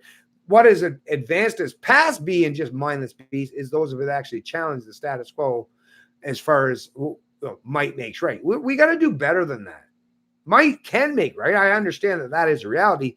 But once again, even the lefties are predominantly the ones like, you don't want to go into the realm of might makes right. You Antifa groups, they get out there and you fucking with your bats or your pepper spray and your mask on. It's like, you actually, as much as you're putting forth all this violence and saying you're doing it for like a greater good or some good cause, well, the people that are your political opponents will do the same thing, and they'll be able to convince themselves the same thing. And the difference is these people, your opponents, probably have actually much more physical prowess and abilities to use more violence towards you in a much more seamless and efficient manner. So it's like I say, when I talk about what I talk about, even for these leftists, these authoritarian collectivists, you really, really, really should listen to someone like myself and stop following along with these fucking authoritarian collectivists. They keep telling you that you'll be able to punch way above your weight, because there's going to come a scenario someday, and you're like, you don't have the power that they told you that you did. You don't really actually have the power that if you fall for them, then you're an ideologue. And like, your pretense of power will be greatly destroyed the minute, like I say, the minute you think that you can, like, the lefties or the Antifa, right? Let's punch a Nazi. That sounds good in theory, right? Let's punch a Nazi. But what the hell are you defining as a Nazi these days? Basically anyone that doesn't agree with you, right? So if you're saying that you should use violence against people that disagree with you, it's like, okay, is that really, that's a state of nature? Like, that is something that could happen. Like, there is no moral and ethics in terms of that aspect of the state of nature. But if you're promoting that as the basis for how we should cohabitate or deal with each other, it's like, when someone disagrees with you and you deem them as being your oppressor in some way based on your own personal subjective opinions, and you should have some legal authority to punch them, well, then they will basically convince themselves to have that same kind of premise or position, because you obviously disagree with them, they disagree with you. So if you want to play that game, then they'll have the same thing. And like I say, some of you Antifa groups, and like I say, was it Militich or one of those guys that were on Joe Rogan's channel here recently? He's like, yeah, you lefties or you Antifa is until you've got like punched in the face by one of those right wingers that you seemingly loathe so much, that sounds good in theory, but once you've had that fucking rocked upside your head hard enough, or wrapped upside your head hard enough, you'd be like, well, I don't necessarily like this violence thing. That's actually the minute these lefties that are proponents of using violence, right, as the ultimate means to the end, the best way to actually destroy that, and I'm not a fan of this, like I say, I'm not a fan of violence by any stretch of the imagination, but a good way to try to get some of these proponents of leftist authoritarianism or violence to break free from that pretense of promoting violence is, well, let their opponents try to impose the same shit on them, because once again, these lefties, yeah, you're not the most stringent or the most strength oriented or the most biggest buff, or sorry, but your right wingers, the counterparts on that side of the political spectrum or the ideological spectrum, a lot of them have a whole lot more strength than you do. And like I say, if you want to play the violence game, the force game, then your opponents will probably kick your ass. That's why, to me, it's like, it's weird for these lefties. Like, why do you want to promote violence and statism? Oh, because you get to use the proponents of the state to protect you. Well, someday the proponents of the state eventually turn against you. Well, the police and the military. Eventually, those people, especially, that's the thing with the people in the military, is they do, a lot of them, it's a representation of using violence, but they're usually about defense. The military, at least, is properly entrenched in the psychology of most people in Western societies. It's about defending some way. So mostly it's your country. But the police, law enforcement, that's about using preemptive force or threats of force, right? So, like I say, the lefties aren't going to make it too well, and that's why they're usually against the police state. But it's weird, because the minute they feel like there's some physical imposition or retaliation against them from the right wingers, where do they turn to? The cops, which they use preemptive force.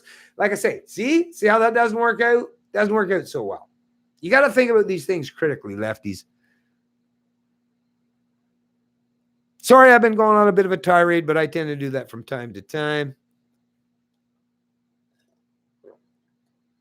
I'll try not to keep this video going on too long either, folks. Thanks, Daniel Grant. I'm going to scroll down a little further. Drum roll, critical thinker. I'm old, so I was aware about the Georgia Guidestones. Globalists only want this planet. Yeah. They don't seem to have much to live for, some of them, that's for sure. Which is a shame. If any other Canadian YouTubers I should know, please let me know.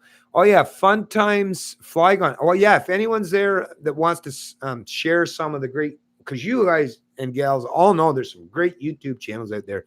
Kelly Day, Derek Harrison, well, Rance Derek, Leo, Critical Thinker.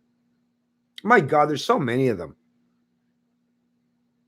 Oh, AJ, tons and tons. Matter of fact, actually in Canada, that's one thing I will say. We do tend to punch way above our weight in terms of the ones that, those of us at least, that are ambitious. Now, I will say most of us have predominantly historically gone to the U.S. because it seems to be the only place that we can gain some kind of foothold in our promotion of our ideals or our competence or our skills or abilities, because the Americans are very much all about promoting competence, or at least historically, right? And so most Canadians, but we don't have to necessarily, we can try to do that, promote each other in our own country rather than just always going to have to travel to the US. We can try promoting each other. Actually, that's something that I've been trying to do for a long time. Like I say, not just promote my own videos. I promoted, a lot of these people that now are these Canadian YouTubers, they're popular in some degree, in some small aspect, because I've helped promote them. And I've had other people, like I said, that have helped promote me as well. Shout out to Dan Dix, Press for Truth, for way back early on when he helped promote me and put me as #1 in his top 5 YouTube video contributors, or whatever his was called. Anyways, those of you that watch that, And I've had a few people that put me at the top of the list in their, like, who's the best proponents of liberty and stuff. But you know what? To me, it's like, thank you for doing that. But at the same time, it's like, well, rather than me just, absorb and soak up the fact that other people applauded and praised me, I'm like, well, let me do that and reciprocate that and applaud and praise other people that step up to play as well. And that's how we help each other, right? I mean, give yourself a little parade lap, take a lap around the track when you've done good, but at the same time, help praise and promote and support other people, because it, like I say, even when I started this video, it cannot be about a person. It has to be about the ideas. So let's promote the ideas more. Let's place the focus on the ideas more than an emphasis on the person. Although I do get that there are personalities that you kind of have to help as being contributors to promote those ideals. So, people like myself and others, you have to acknowledge the individual, but at the same time, the ideal has to be what matters most. So yeah, help support and promote all these Canadian YouTubers. And there are a lot of them, and more coming out every day. I'm subscribed to now. I'd have to open up another one. I won't bother now, but probably like a good 850 channels. And I'm guessing at least a third of them, and this is all over the world, but I'm guessing at least a third of them are actual genuine Canadians that have, created their own little space in the social media sphere, whether it's a YouTube channel or a Facebook page or a Twitter account or Minds account or a Gap. There's lots of people in Canada that have definitely stepped up the plate and are saying that they're going to be leaders, not just in the philosophical and intellectual realm as far as espousing the principles and philosophy of liberty, but they're leaders out there that it's willing to not just stand behind what they say, but to promote it on a continuing ongoing basis. And I'm very much appreciative of those people because they help not just me, but they help all of us tremendously, because we are the only ones that we have to support each other, because even though we're all individuals, we have to show solidarity with each other because we have collectivist authoritarians opposing us. So we have the Horde, right? Whether it's the Borg or the Horde, or what was that under when I watched what was that show, Game of Thrones, the Frozen, whatever the hell those, like, they're a big giant collective. We're individuals, but all together we can create our own, I guess what you would call a collective or a group. I prefer to use the term group because collective is too closely in line to collectivism. Collectivism is an ideology that seeks to sacrifice the individual for the group. But a group comprised of individuals that have self-esteem and self-respect and aren't just conducive with, being sacrificial lambs to the collective. Like, that's, like I say, take 1,000 soldiers with the pretense that they're not just sacrificial lambs to the greater good, and compare them to people that do feel that they're not worth any more than what they contribute to the collective. You'll see which one will win in that battle, right? So to me, it's like, yeah, I never want to try to tell people that you're the only thing that matters to you, the only thing you're worth is whatever you identify as far as your group or your collective.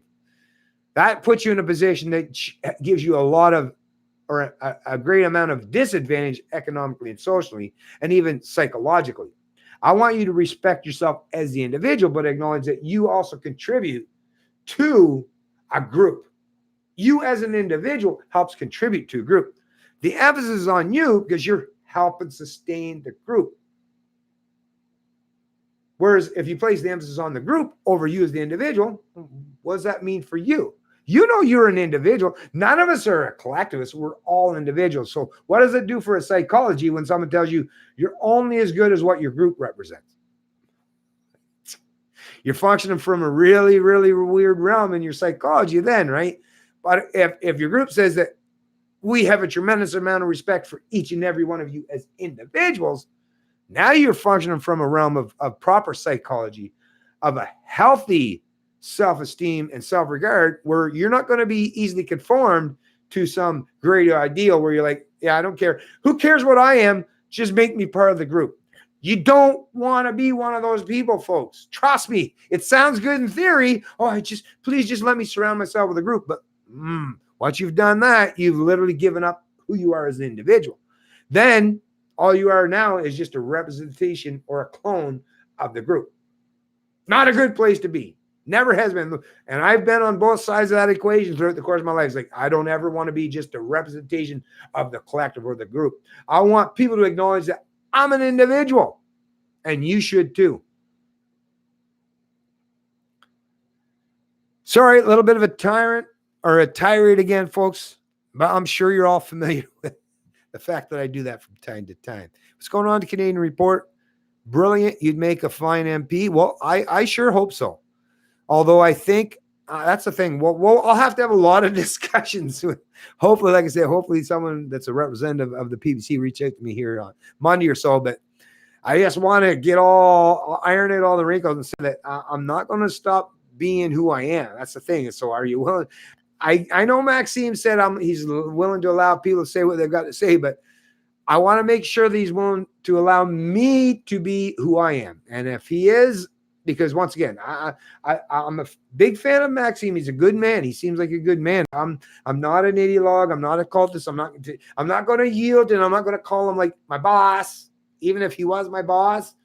I'm not going to. He's just a guy. He's just a guy that's got some good ideas that I agree with. Like I said, I'm not going to sacrifice who my individuality is just because, like, I got to become now Maxime's my new leader. No, I'm never going to be that guy. I'm never going to be that guy. So I got to see if that's okay, right? I got to work through this stuff because I'm still going to be me. Now, of course, what I do and what I represent, like, there's nothing about what I stand for or what I represent that shouldn't be conducive with what the PBC platform stands for. But once again, I'm not a big fan of playing politics. I've never been big at playing politics. So because I am entering into a political endeavor and venture, I want to make it clear and concise. And if they say, no, sorry, we do things a particular way in the political realm and you're just not conducive with that. If they do, then I'll say, okay, I get it. I totally understand. It's like, I wouldn't try to join a golf club that's all for, the cocaine golf club, let's say. And like everyone that's part of that group has to snort cocaine. It's like, well, if I don't snort cocaine, it's like, well, okay, I get why you don't want me as part of your cocaine golf group. What a weird thing I just brought up. I know what a weird scenario but it's just, I'm just saying, if that's not something, like if the PBC or Maxime, if what I say or what I suppose is not conducive with doing what although I think it is, like, I don't think there's anything that I stand for that Maxime wouldn't agree with. So I think I should be okay. I once again, consider this just me shooting myself in the foot. Maybe subconsciously I'm hoping that they'll say, no, Bennett, you can't. And I'll be like, hey, okay, I don't have to delve into the politics. Woo, glad. I don't know. Like I say, it's not easy, folks. And like I say, because I have so much history of being against politics, it's like, I know there's a lot of people that are going to want to call me out and say, oh, look at this hypocrite. And, I would say they're kind of right in some regard, because I am not a fan of politics. I've said this many times, not like I'm going to try to deny what I've said. I'm still, even right now, I'm a huge fan of it, but I still also recognize that, I have to function in the real world. Like, a lot of people believe in the political process. In Canada, in October, for some strange fucking reason, there's going to be a substantial portion of people that are going to show up and say, well, I want these people ruling over me, right? Well, some of them will think they're representing, but they're all going to choose someone in October. So it's like, well, I don't know. I guess maybe I should step up and say that I'm going to be part of that equation and at least be part of that lesser of the evil equation. I guess really at the end of the day, because I'm still one of those people that are saying that I'll delve into the fact that I want to metaphorically be a representation of the gun in the room. Not saying I'm a fan of that, but like I said, if people are going to have that, if you're going to put the gun in the room, like I say, I'd rather the gun in the room cease to exist. Well, that's what an ANCAP, that's what a proper libertarian, that's what a philosophical libertarian is like. Let's just take the gun out of the room, right? Let's not use preemptive force against each other. But that gun exists. So it's like, not a big fan of picking it up, but since everyone else is going to pick it up, think about it. If you're standing in a room as a philosophical libertarian, and let me do the little mental, a little test for y'all. Let's say you're a philosophical libertarian and you're totally actually an ANCAPistan, right? Kind of a guy or girl. So there's a gun in the room and you're like, I want to stay. Here's the gun. Well, here's the room. The gun is in the middle of the room. And you're like, I want to stay out here. This is where libertarians usually, this is our realm. We stay outside of that. We don't like dealing with the force and violence shit. That's in here. We prefer to stay out here and like yelling from the sidelines saying, don't use violence. Hey, stealing's bad. Theft is bad. Doing all your philosophical equations and fundamental principles and understanding and writing your principles down or writing it in book form or in novel or as I don't know, whatever the hell you use to espouse the fundamental principles of liberty. But you're still standing on the outside, right? You're still out there in that realm. But there's a whole lot of people in that room, that rectangular room. There's a whole bunch of people. Matter of fact, in Canada, the majority of the people, so there's fairly slight minority. That's one thing I will say about Canada is 35%, 30 to 35% of the population are still wanting to function outside of that box, right? Not using their own voice and preemptive violence or choosing a particular party to be a representation. So there's a substantial portion of the Canadian population like, I don't want to use violence. But all the rest of the people in the box are still using the violence, and it doesn't just affect the people in the box. Because if it only affected the people in the box, I'd be like, okay, well, fuck them, just do their thing. But it affects all of us outside the box too, right? All of us are on the sidelines are like, oh, I don't want to use violence.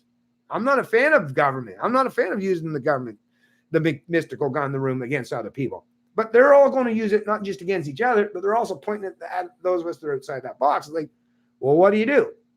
Keep turning the cheek? I haven't never delved into politics, and for 10 years now, at least on my YouTube channel, roughly 5, but even before I had a YouTube channel on Facebook and YouTube and all my social media pages in the past, I've been trying to say, let's not use violence. Let's libertarians keep staying and functioning on this outside realm. But all I've noticed over the last 10 years, while we're sitting out there, is all the people that are all about promoting violence, they're still in that box, and they're still forcing their ideas on me. It's like, well, okay, how much longer am I going to function outside the box? How much more am I going to keep turning my cheek? Right? It's like everyone else wants to. I mean, everyone else would be like punching me on the left, punch me from the right, the fucking sucker punch me, like uppercut here, a side shot here, a hook, right? A jab. I'm getting them from left, right, and center, like fucking constantly, like ding, dang, bang, smack, bang. It's like, whoa. At some point in time, it's like, do I really want to keep sitting back here getting my fucking head? Like, do I really want to be a bobblehead being smacked around constantly by everybody from all sides and all areas of the political equation or spectrum? Or am I at some point in time be like, okay, stop fucking smacking me first and foremost, or at the very least, the next time someone smacks me, and let's say the bat they go to smack me with is, let's say that's the representation of violence. Well, maybe at some point in time, after they've smacked you a few more times, you're like, fuck, you grab that fucking thing mid-swing, and you pull out of their hands, and not that you smack it back, but you're like, fucking break it over your knee. Well, no, that would be getting rid of government entirely. So, okay, forget it. I'm not going to break it over the knee, but rather than just taking it and like smacking them over the head with it because they've been smacking you over the head with it, it's like at the very least, like, listen, I got the gun now, or well, the bat, right? It's like, okay, I've taken see, I was competent enough, wise enough, smart enough, strong enough to take that bat out of your hand, and now I have possession of it. I'm not saying I want to necessarily hit you with it, but hey, you keep trying to fuck with me. Here it is. What? Right? I don't want to. I'm not trying to fucking harm you. I don't even want to threaten you. But if I see you threatening me, it's like, I got the bat. Right? That's where I'm at psychologically, folks. I don't want to have the bat. I don't even want to have any representation of picking up the bat or the metaphorical gun. I don't want anything to do with it. But everyone else, like I say, as they keep trying to smack me over the fucking head with it, time again, like at some point in time, you're like, oh, okay. At the very least, I got to wrestle the bat away from the people that are trying to use it against me. That's all. That's all I'm saying at the end of the day is I'm going to wrestle that bat away. Doesn't mean I want to use it towards them, but because those are the people who want to use it against me, it's like at the very least, like, hey, I got the bat now. How much of a threat are you to me now? Right. So, like I say, that's a matter of fact, as far as I'm concerned as a libertarian, that's a de-escalation. Take the fucking bat out of the hand that wants to use force against me, because at least I know and trust myself enough that I'm not going to preemptively use it against them just as a mean of just blatant retaliation, right? I'm like, as long as I haven't suffered enough harm where like I'm on life support, I'll let you get away with the fact that you've been using a lot of force against me for a long time. Matter of fact, I'll be like, you're lucky I'm taking a few deep breaths and I'm not swinging that bat. I don't even want to swing it, but I'm taking possession of it. And at the very least, well, a philosophical libertarian is to grab that and like stick it somewhere, or hey, send it through the wood shredder, right? Or the wood chipper. Hey, the bat no longer exists. That's what I would love to do as a philosophical libertarian. But at the very least, I'll be like, okay, Maxime has created a nice little safe over here, and we can just stick that bat, right? Stick that bat in there. It's there. If we need it, I've got the combination. So if I need that bat, it's still at my disposal if needed or necessary. But I'm saying I'm going to put that bat down there, lock that nice and tightly up in the safe down there. And now all we have left is to interact and engage in dialogue or discussion or debate. And as long as you don't get the bat, I'm more than willing to keep the bat down there. Keep it locked up.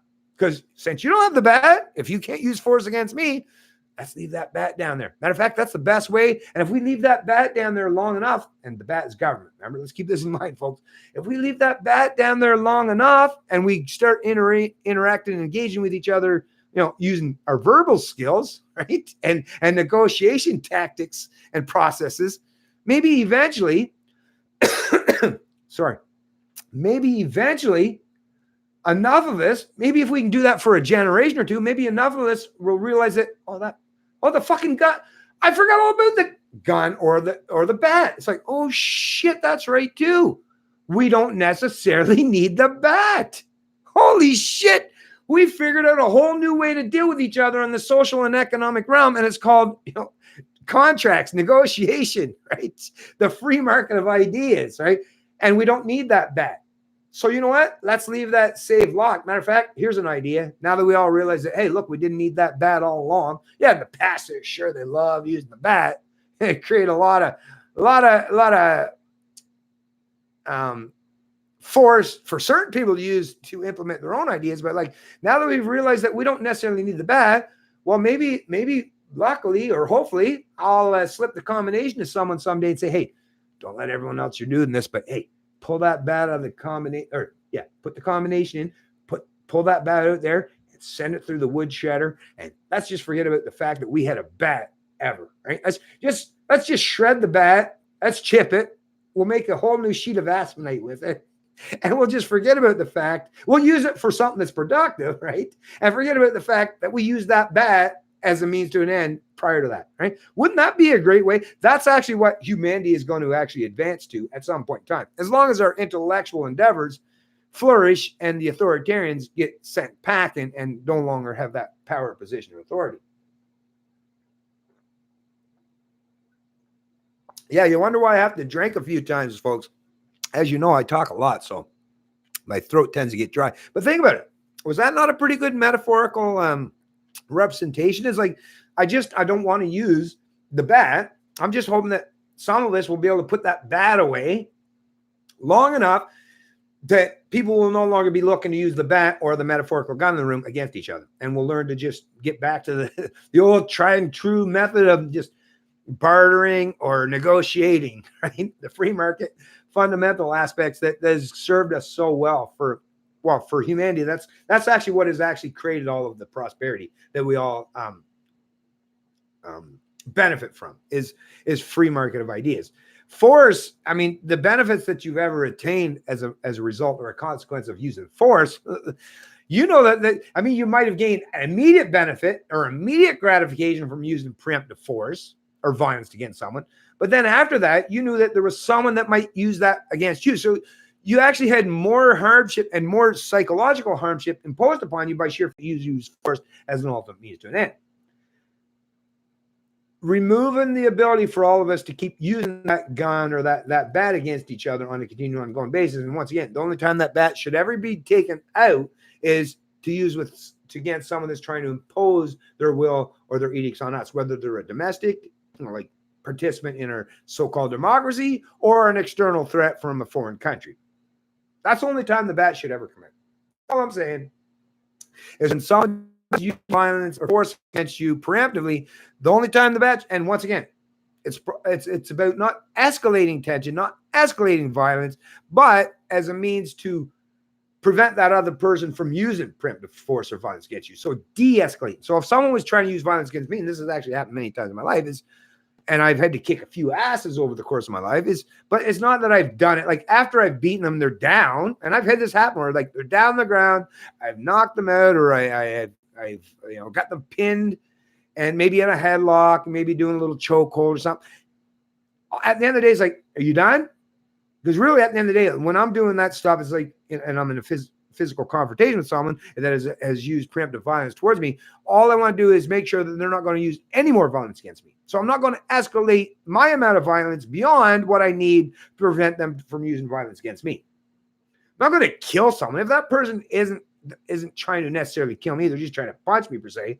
I'll just give them a punch enough so that they're like, oh, it's not worth it for me to punch Bennett anymore, because chances are he's probably going to punch me back twice as hard or hard enough that I didn't see how I benefit by punching him, right? That at the end of the day, that's all it really comes to, is walking softly and carrying a big stick, so that if someone does want to use preemptive violence or force towards you, just make sure that you have the capacity and the ability to push back against them or use violence against them. So they're like, yeah, I've measured it out, and I've come to the equation that it's not beneficial even for me, because at the end of the day, they don't give a shit about you. Like, your opponent is not going to worry about you, but they are going to worry about themselves, their bottom line, or defending themselves. So that's what a libertarian is saying, is walk softly and carry a big stick.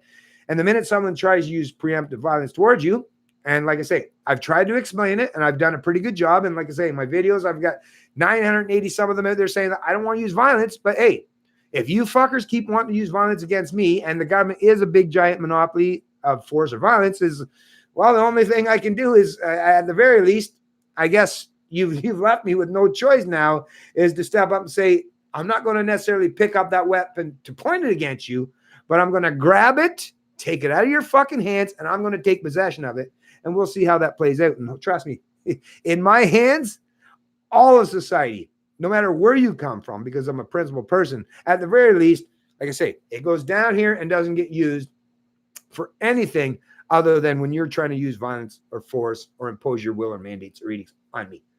At the very least, right? So, I mean, if you got to pick from the lesser of the evils is definitely those who are saying, I would never use preemptive force or violence unless or if you choose to do that towards me first and foremost.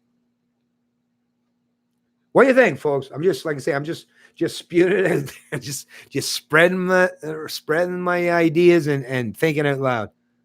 The best politicians in history are those who didn't want to be in the first place. Yeah. Ron Paul, he's a statesman. He's not a politician. And he realized that it's like, damn, the only thing I can do is gain access to the bully pulpit. That's all we have at the end of the day. And like I said, I've had to work through a lot of stuff, and I was hoping that I wouldn't even have to go that route. And I still, like I say, still not a huge fan. And once again, I'm still only offering that as a presupposition, because I don't know, PBC might reject me even, although I don't know why. It's that one riding, and that actually I think they could really use me as a candidate in that riding. But like I say, we'll see how it plays out. We'll see how it unfolds. I'm in the game. So you're in the game, Bennett?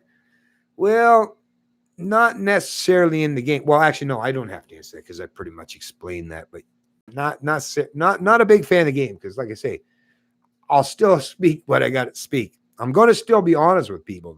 Which is why I have to hear from Maxime himself, or the people that are the representatives, the bigwigs in the party, and see if I'm even, like, if what I have to say is even conducive, if they'd be even willing. Because if they say, well, okay, you can become a candidate, but then you can't, like, talk. If they tell me I can't still be me, it's like, well, okay, well, I was like, all right, thanks for the opportunity, but I guess I'll just continue doing my thing.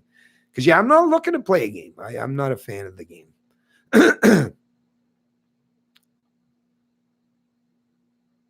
But if I do end up playing the game, I'm in it to win it. Everything I've ever...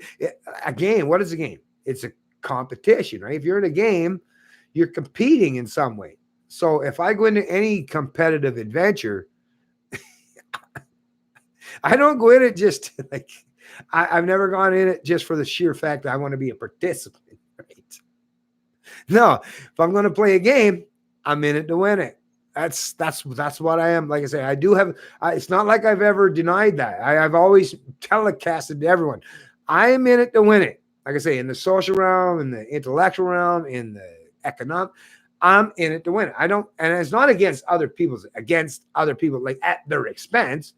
It's that if authoritarians want to impose, like I say, it's a competition, and really, when you're talking about politics, it's a competition of ideas. And when it comes to ideas, because the philosophy of liberty is so important to me, and the philosophical principles of liberty is so important, I'm in it to win it. And the win is to allow the win for me. A proper win is that all Canadians realize that it's very important to have that philosophical understanding that you shouldn't use preemptive force or violence or coercion or theft towards people as your ultimate means to an end. You should find out better ways, better means or measures to interact or engage with people on the social or economic sphere.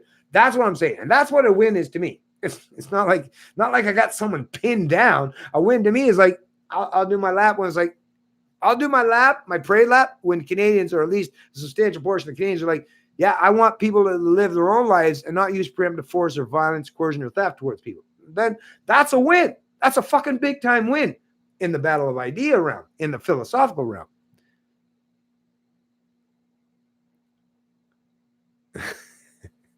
Roll deck. The chosen one? Oh, I'm definitely not the chosen one. Definitely not. I'm just a lowly, like, trust me, I'm not really much in the grand scheme of things, to be honest with you. They're roll deck. And actually, it can't be about me. Like I was saying earlier on, don't ever say it's about me. It can't be about me. It really, really can't. Ideas, I mean, if you think my ideas are good, but they're not even my ideas. I can't even take credit and claim that, oh, I come up with all these ideas. I'm literally one of those people that are standing on the backs and the shoulders of philosophical geniuses that came before me. I'm just fortunate enough that I have a mind that's open enough that I've been able to adopt and accept some of those beautiful philosophical principles of those geniuses that come before me. And I'm at the very least trying to represent them as best as I can and maybe contribute in some way. I will admit and acknowledge that because I do have that kind of blue collar, working class background, I can bring particular attributes to the equation that a lot of people can't. A lot of people that come from the intellectual realm, right? They don't function from the background that I did. I grew up in the East End of Scarborough in the ghetto, and I grew up in another portion of my area where I grew up was in the rural area of central New Brunswick. I mean, dirt freaking poor rural areas. So I do have lots to bring to the table, but it's only a little bit of things. Like I say, all I'm doing is adding a little bit. I'm just one of those people like trying to polish things up a little bit. But I didn't. If the ideas are the ideas, I'm someone that's just trying to help polish those ideas, or at least make those ideas absorbable, right? Or have an absorption rate that's conducive for people that aren't on the intellectual realm, right? Or middle class or upper class or aristocrats. One thing I can do is appeal to people that are maybe a little bit lower on that social economics realm. And that's good. I'm on board. I'm cool with that. Like I say, I'm totally on board with just being a representative of the lowly working class or the working poor. I'm totally, because I'm definitely not one of those, like, I don't come from academia. I don't have any intellectual background. The only diplomas I have, they're at the bottom, is like for my small engine certificate, being a small engine builder. And yeah, I got the President's Award of being the highest academic achievement. And when I dropped out of school at 15, but I went back after that, went to the community college in Fredericton, took my GED, and I did have like a, whatever they called it, the president's, I don't know, I was finished in the top 1% of all the people across all of Canada that took GED that year. So I guess, I don't know, I must have a decent mind. I guess that's about the only thing I could probably say is my mind seemed to work pretty good, right? And that's just in the accreditation as far as what government, but even in the private sphere. So, working for any business or driving a truck or a forklift or operating an ATV, or so even in my physical capacity or fighting or working out, I do seem to have some pretty decent attributes. I will admit that. But once again, those things can't be the defining thing. What I think that people should look to me like, oh, look at all my attributes. And like, because I have these, that you should automatically just go along with what I say, because no, that's bullshit. Like I say, none of those things matter to me. The only thing that matters at the end of the day is if what I'm saying, and if you hear what I'm saying, if it sounds like it's universally consistent, it's because, like I say, and I'm standing, like I say, I feel like I'm balancing on the shoulders of all these geniuses. And luckily I live in the age of information. So I have access to the intellect and the knowledge of all these geniuses for like at least 2,500 years, going all the way back to Aristotle, Plato, and Socrates, all the way to up to the modern iterations of Ayn Rand, objectivism and classical liberalism or post-enlightenment era values. and the philosophical underpinnings of even modern iterations of that, such as Stefan Molyneux, and the principles he brings. They started predominantly based on libertarian values, but even under his own philosophical principles as far as the UPB and universal preferable behavior. Like I say, I am just someone that's trying to help contribute in some way to the intellectual discourse that is greatly affecting the human psychology, so that we're thinking about these issues, these social and economically issues, in a manner that we're not dumbed down anymore. At the very least, like we are arguing, and you're seeing that they're on the political landscape. Look at how much fighting and bickering is going on. But that's kind of a good thing, because you know what? On the other side of all that bickering, just like if your mom and dad, like hopefully, right, as long as they had good intentions, at least, right? As long as they had good intentions, and at the end of the day, they were just trying to figure out who had a more philosophical principle position. As long as we're just battling in that realm, the end consequence is going to be beneficial for us all.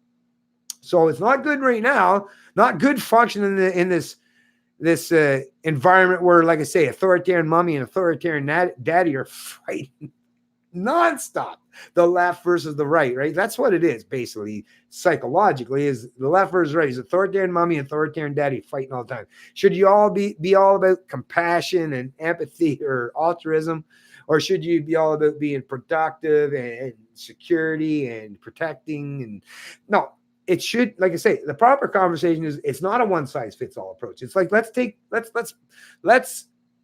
off the best areas of what the right represents, the positive attributes, the universal attributes that they bring to the equation. Let's do the same for those who are part of the left. And then there's a whole lot of area in between or outside those purviews, right? Let's let all the discourse take place. So it's not just left versus right. It's philosophical understanding and principles against authoritarianism, because authoritarians function on the realm of mysticism. Philosophers function from the realm of the pursuit of knowledge or truth. So let's just, like I say, that's where the true area, that's where the true battle is taking place. It's people that want to impose themselves on you by tricking your mind, and those who are trying to get your mind to think about issues critically. They're not telling you which way that's going to unfold. They don't know how that's going to unfold. Libertarians, per se, right? The authoritarians, they know how it'll unfold as long as you align with them. Libertarians are saying, I don't know how it's going to unfold. Matter of fact, you might turn against me some way. I don't know. But at the very least, I think the best position, or the best thing I can do, is to offer you these philosophical understandings of what freedom even means, and give you that knowledge, and let's see what you can do with it. If I've at least given you the knowledge, or at least a basic understanding of what freedom means, which is someone that's not, a serf, subject, a slave to any particular ruling class, as long as I've given you that pretense as your philosophical understanding of what it is to be a human being, then what you can do with that, I don't know. You're an individual. You could do amazing things with that, or you could do nothing with it, or you could do terrible things with it. I don't fucking know. But at the very least, I'm going to give you that kind of philosophical understanding, so that at least you have that knowledge to build upon. That's because, to me, that is the best way to beat down the path for the prosperity of the human race, is to give them the truth, give them objective reason, and give them a proper philosophical understanding of what their environment is, rather than create some kind of form of utopian. Let's paint the real picture for them and say, how do you think is best? What do you think is best to navigate through this, through these woods, right? You just chop down all the weeds? Not necessarily. Some of those weeds might be some of the medicines you'll need at some point. It's time that you start thinking about these issues a little bit more critically, rather than just, like I say, rip through them and just keep chopping everything down and not paying any attention to your environment. It's paying attention to your environment and making sure you're meticulous in how, if we're going to have governments, which we do, that's a reality. If you're going to have governments, what does government mean? What does government mean? What does it represent? And really, if you're going to have the pretense of a monopoly of force of violence, where do they actually have that authority to use that preemptive force of violence? Where does that truly lie? Does it really lie in telling people how to live their lives? I don't think so. Not for a minute. And I've never seen how that has actually worked out beneficial. Actually, doing that has only greatly contributed to the rampant growth of government, because now everyone thinks like, well, everyone else wants to impose their will, their mandates, and edicts on me. So now I guess I got to ultimately pick up the gun. That's why everyone now seemingly wants to pick up the gun. It's like I wish we would all get to the point, like I say, where we're just stuck that gun down there, or eventually we don't even acknowledge that gun exists, or ultimately someone at some point in time take that gun and throw it in the freaking garbage. Either we all have access to the gun or nobody has access to the gun. That's what it has to come down to the day. You can't pick winners or losers in society where some people have access to the gun and some people don't. Because if you give some people access to the gun, well, the people that are more evil, most vile, and the ones that are authoritarian, well, they're always going to want to congregate to wherever that gun is. Right? They're not the evil people, right? The vile people, they're never going to want to congregate and go to the place where the gun doesn't exist. They always want to take possession of the gun. So to me, it's like either you have a gun for everybody, which means that they don't have the ability to use the gun against everyone else because everyone else has a gun, or you have no gun. One or the other, folks. You can't play the middle ground. Politics is trying to play the middle ground, but at the very least, like I say, if I get the chance to be on the bully pulpit, I'll be explaining the exact. You won't hear me change my positions. I'll be the exact same way I am now. And if they say I can't do what I'm doing now, then I just won't. Well, then that'll be the easiest decision I've ever made. If Maxime Bernier or anyone in the PPC says you can't talk about philosophical principles in terms of what it is to be a libertarian. If someone told me that and be a member of or a candidate for the party, be like, okay, well, that's an easy decision. I can't be a member of the party or a candidate for the party. So we'll see how that plays out. Woo, Bennett, rambling. I'm a rambling man. I was born a rambling man, folks.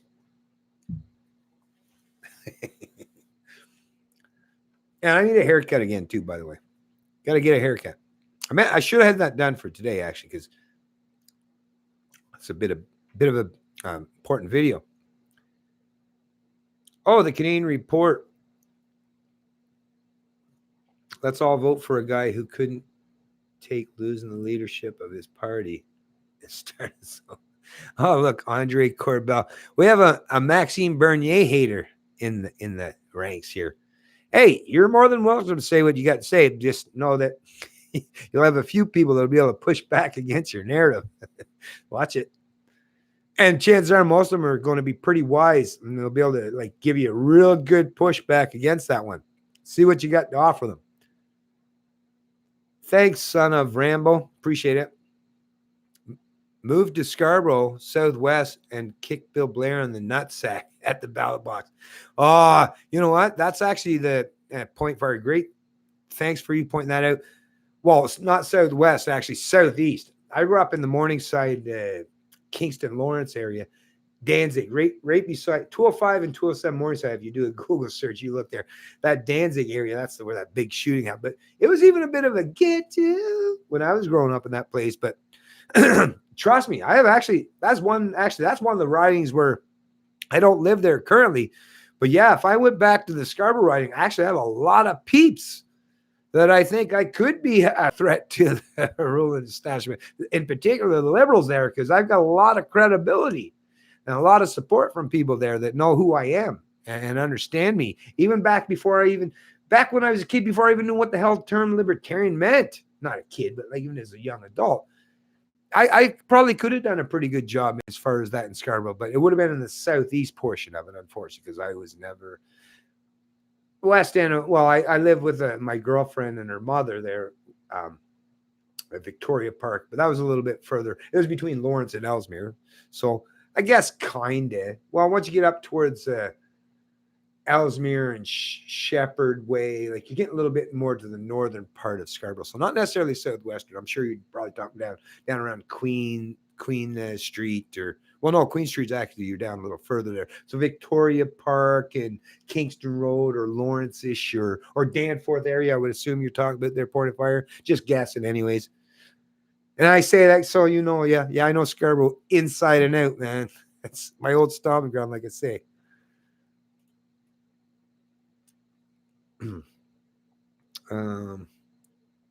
Split the Conservative vote in half and give it to Trudeau. Oh, Andre Corbell's still going on. Exactly. So why are we going to split the Conservative vote? Well, first of all, I'm not a conservative, dude. I don't. People are so weird these days. Well, is it the fucking Maple Leafs or is it the Canadians? Well, which one is it? You got to support one. Well, some of us don't support either. You ever heard of that concept? I'm neither a conservative nor a liberal. Why? Because in the political realm, I realize it's literally like, it's such tribalism. It's to reject any pretense of like, I have to choose one or the other. It's like, if I choose liberalism, as much as like I'm a big fan of social liberals and social liberalism, it's like, I don't give a shit about the LGBT community. Do their thing. Why would I try to oppose or impress people that just want to do their own? As long as they're not causing harm to me, it's like, what? But that's the thing. If I identify as a liberal, well, that also means I got to accept and adopt the fact that because I've become part of their clan or their tribes, like, well, now I have to reject any kind of economic or fiscal prudence, right? Where it's like debts and deficits to the end of the world and up to our eyeballs and enslaving future and successive generations. I'm supposed to go along with that, right? No. Which is why I can't be a liberal. Same with the conservatives. Like conservatives, I do agree with some of the conservatives, proper conservative, as far as economics, like being fiscally responsible, right? Pick yourself up by the bootstraps, not having so much debts and deficits. But at the same time, like, them damn gays. God told me that I should smite thee, or what, like, or no abortions ever. Like, I just can't play either one of those things. Like, I just can't play one side because there's so much gray area in between. It's like, sorry, I can't, like, there's like I say, there's just too much of that gray area in between where I just can't like pick one or the other, because I understand that humans have to function where there's a whole lot of that gray area that's going to come to light in every area and aspect of your social and economic life. So it's like, no, I'm not going to reject or cause harm to people on the left just because I want to identify on the right, nor do I want to identify with people on the right and cause harm to people on the left because like I want to pick a tribe. I'm like, how about I just reject tribalism entirely? Well, that's what it is to be a libertarian. It's like, I'm not going to become necessarily, part and parcel of your particular tribe, but I'm still going to be here. Like, I'm not rejecting you. I'm saying like, you can have your tribe if you want. You can have your tribe if you want. It's just like, don't force me into it. Freedom of association. Right? You do your little tribal thing, just like you communists and socialists. I've said this a million times. If you're a communist or a socialist, then hey, I would be right there if you want to say government. You should not be able to prevent me from going out and buying up a bunch of land and create my own little socialist experiment or commune. I'd be like, I defend this person. I defend this communist. I defend this socialist. They should have the ability to buy land and create a little commune somewhere. Of course, do your thing. Just like right wingers. Hey, you want to create some, I don't know, little area where you're all religious fundamentalist predominantly, and you reject any sense of LGBTQ or abortion rights, right? It's like, do your thing. That's actually, and the people that want to align with you, they'll follow you and they'll live in your area. And that's good because that's going to create a little more unity over there, right? And the people that are lefties and are all about doing their socialism and communism, like the people that are more conducive with that, they're going to go over there and congregate and be around you. It's like, good for you. Not like I'm a fan of isolation or segregation, but if people want to go that way, because that's what politics basically does, is you do your thing and you do your thing. I'm saying we should take politics out of the equation entirely, and then we can all just live our own personal lives, and who cares what your neighbor's doing? We can all live happily and peacefully in unity with each other. If we take all this political bullshit out of the equation, we don't have to worry about what our neighbor does, because if our neighbor's doing something that's behind their closed doors, like if your neighbor's gay, right? But if they're, gay and they're screwing their boyfriend in their own room, in their own house, right? And you don't get to see it, who gives a fuck, right? That's none of your business. That's none of your business. But that's the thing. Under identity politics, under collectivism, under democracy, where the majority of the mob rule, well, that's a one-size-fits-all. Doesn't work. You can't have a one-size-fits-all. If you want to have democracy, the only way that works is if you allow everybody their genuine individual freedoms, rights, and liberties. That's it. Then we can live under this pretense of where we can all do our thing. But that actually creates unity. But you can't play identity politics, or you can't allow people to have access to the big gigantic gun in the room in terms of their political prowess or their preferences, their opinion. Because the minute somebody can impose their will, their mandates, and edicts on everyone else, well, then you're not functioning from a realm where we can live amongst each other and cohabitate peacefully in our existence. That can't happen. So it's like, either we have no government, which we're nowhere close to that. Not even, I don't know if we'll ever get to that point. So let's, like, in the real world, we have government. We have this pretense of mystical gun in the room. It's like, all I'm saying, all Maxime is saying, all a lot of people are saying is, Let's put the gun away, at least for a huge portion of how we socially and economically interact. Let's do that. And if we can do that, if we can stop using the big, gigantic, mystical gun in the room against each other, chances are it'll be more conducive with allowing each other to live and let live and flourish in our own particular way. And that actually will create genuine unity. Because like I say, I can have unity with my neighbor as long as my neighbor isn't forcing their ideas on me.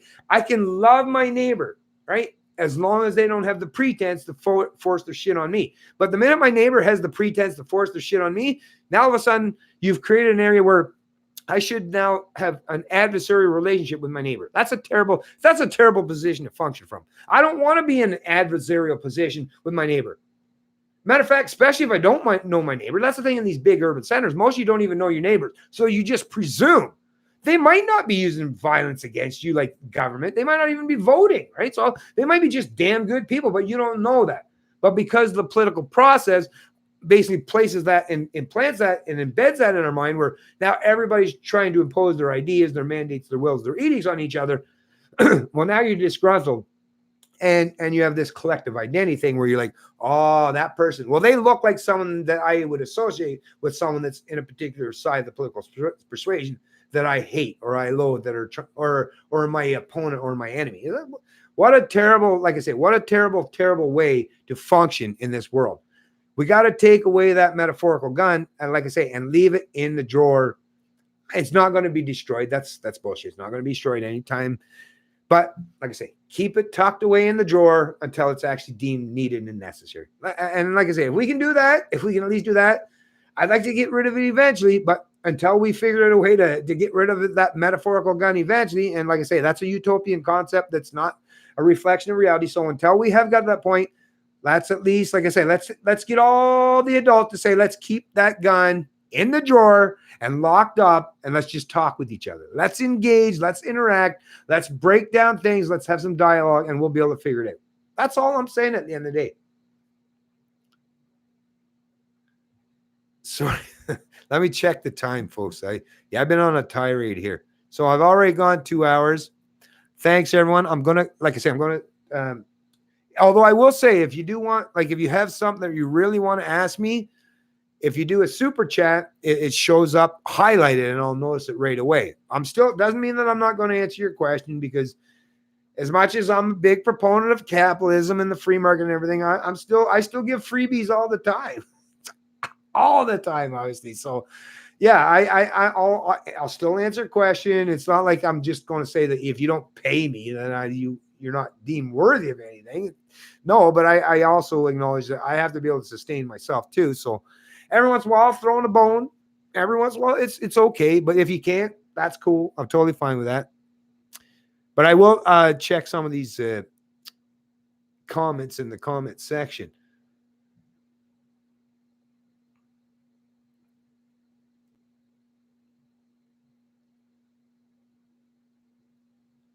Oh, hey, what's going on, Julie? I wonder how long this was. I keep thinking about Gato saying, you'll see my comment in 20 minutes. Sorry, Julie, if I'm a little late to get your comment. I really am. But as you know, I kind of get on a bit of a tirade from time to time. How two big parties won't even let anyone up the middle, the globalists. Yeah, it's so true. Well said, Daniel Grant. You got nothing on McAfee. Oh, yeah. Oh, McAfee, man. That guy's a bit of a, yeah. He's a wild dude, man. He really is. He's a bit of a character for sure. I don't know. I think I'd probably, I don't know, like I say, I don't know enough about him, but just based on some of the things, like I'd probably get along with John actually pretty decently. Although if he's went into any weird stuff, like, no, but he seems to be committed to his wife. And he actually, I think, his wife's black and stuff. So obviously he's not a racist man by any stretch of the imagination. He's gotten himself in the trouble with the law, but that's not hard. I got myself in the trouble with the law. I'm a criminal by sheer fact that I like to ride my four-wheeler and have a few beer while I never caused any harm to anyone. Not like I'm a habitual drunk and say they're like driving down the road like, hey man, if you saw me and if you knew my confidence level as far as how I can ride an ATV and stuff, like seriously, Ben having a few beer, trust me, you have nothing to worry about.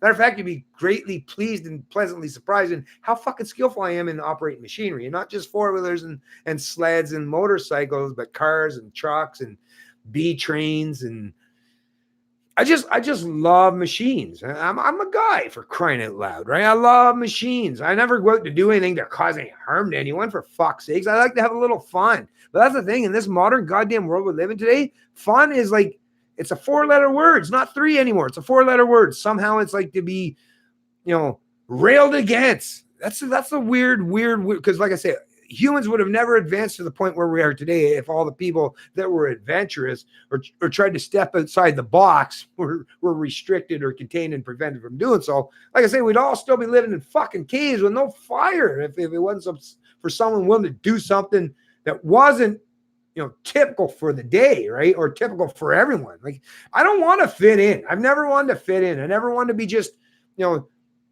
part and parcel of the majority. What the hell? Most people that actually have ever done anything decent or beneficial for society has been the people that's like, I'm stepping outside the collective, right? Those are the people that actually really, not always, but come on. If someone wants to step outside the orthodoxy or the collective, or the ideology of the day, don't necessarily turn or pivot your back away from them. Just accept that there's someone that's willing to at least challenge the status quo. They might be on the right or the wrong side of things, but at least listen to what they got to say, at the very least. Elizabeth May drove drunk. Look at her.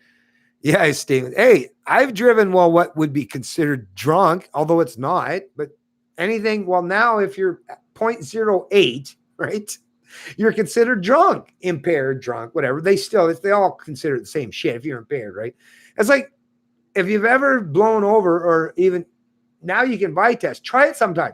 I guarantee after like 3 drinks, you'd be like, I'm over the limit. But ask yourself, are you drunk? Are you so impaired to the point that you're a genuine detriment threat to people? And you'd be like, actually, I don't think that's the case at all. Once again, it's all subjective. It's all anecdotal.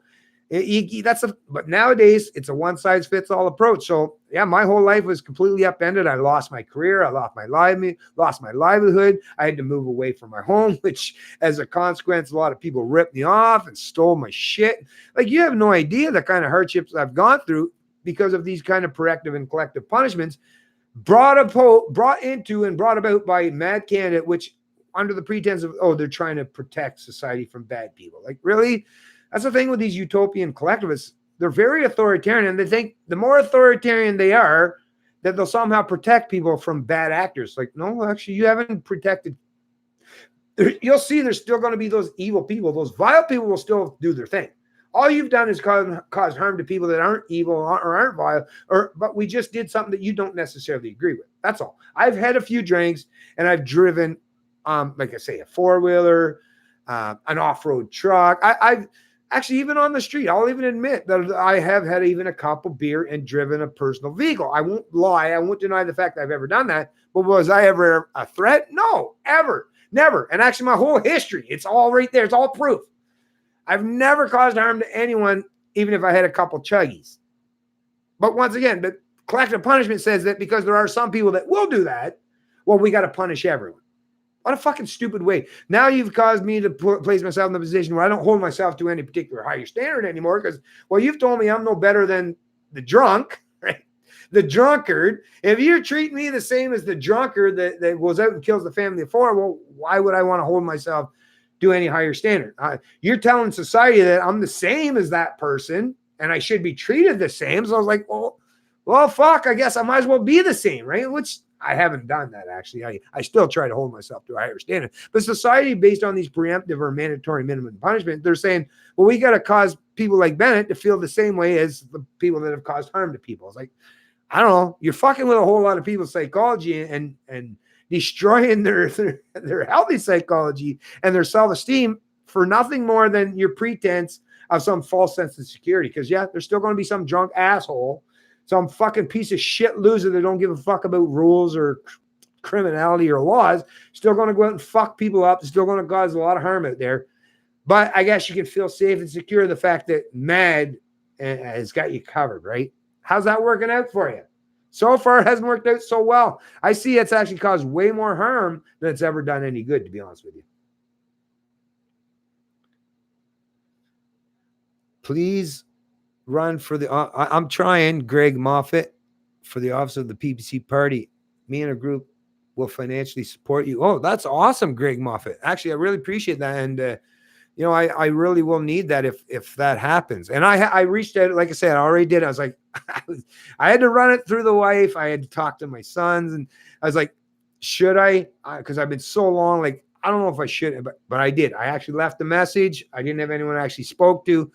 So I expect they'll get in contact with me. But yeah, if I do, I really, really, really, folks, I will need some help. Although I do have a lot of people in my own inner circle that will help me, like my family. But man, they're already like, there's a lot of people in my family that are already helping me out. And it's like, I don't want to put too much of the burden on them, right? We got to spread that out a little bit. So thank you very much, Greg Moffat, because if I do get accepted as a candidate, especially if you're in New Brunswick, I could really, really use the help and the support. And yeah, I'm going to, like I say, I'll go big and go home. I don't go into anything like to do like, oh, let me just test. Like if I do become a member, or sorry, I mean a candidate for the PPC in that particular riding, all morning till night.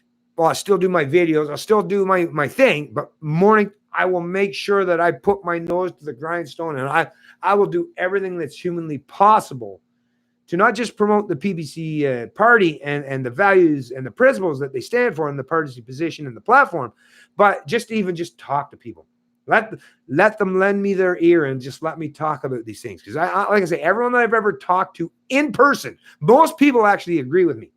So I think most people that I could ever talk to, I'll knock on the door, and trust me, whether you're liberal, conservative, or anywhere in between, like, trust me, what I will present, it's going to be really hard to push back against. So I think I can really genuinely entice a lot of people to be supporters of not just the PPC in that particular riding, but even as they get their voice out there and they talk to other people. Because that's the thing. These people in these particular ridings, they also have people that live in other ridings. You know, right? You tell two friends, they tell two friends, they tell two friends, right? So that does play a key and pivotal role. Marketing is just a reality. And that is something like, whether you're talking about politics or economics, it generally at the end of the day is propagating a particular message or a particular framing a message, or presenting your platform, which is like basically like a commodity per se that people will consume. And like I say, the PPC, because the party's position and platform is based and entrenched on so many observable philosophical underpinnings of what the Western societies are based and built and entrenched upon. I think, like I say, most people will be like, it'll be music to their ears. I can't imagine it not being. There might be some. There will be a small portion of the population that will reject, the PPC principles and the values of individual liberty, personal responsibility, fairness, and respect. But think about those people. You would think that would at least represent a very tiny minority in this country, or at least you should hope so, right? For the future of this country, at least. Hey, some dumb guy, over 0.5. Oh, man, that sucks, man. Did you get screwed over? Some dumb guy? Man, I know that feeling, buddy. Mine was 0.08 is, how they measure it. But it's just, actually, they don't even necessarily need to give you a number. It's just what they call impaired driving. And hey, I know, like, as a truck driver, I was a long haul truck driver. Like, my license was literally everything. It was my career.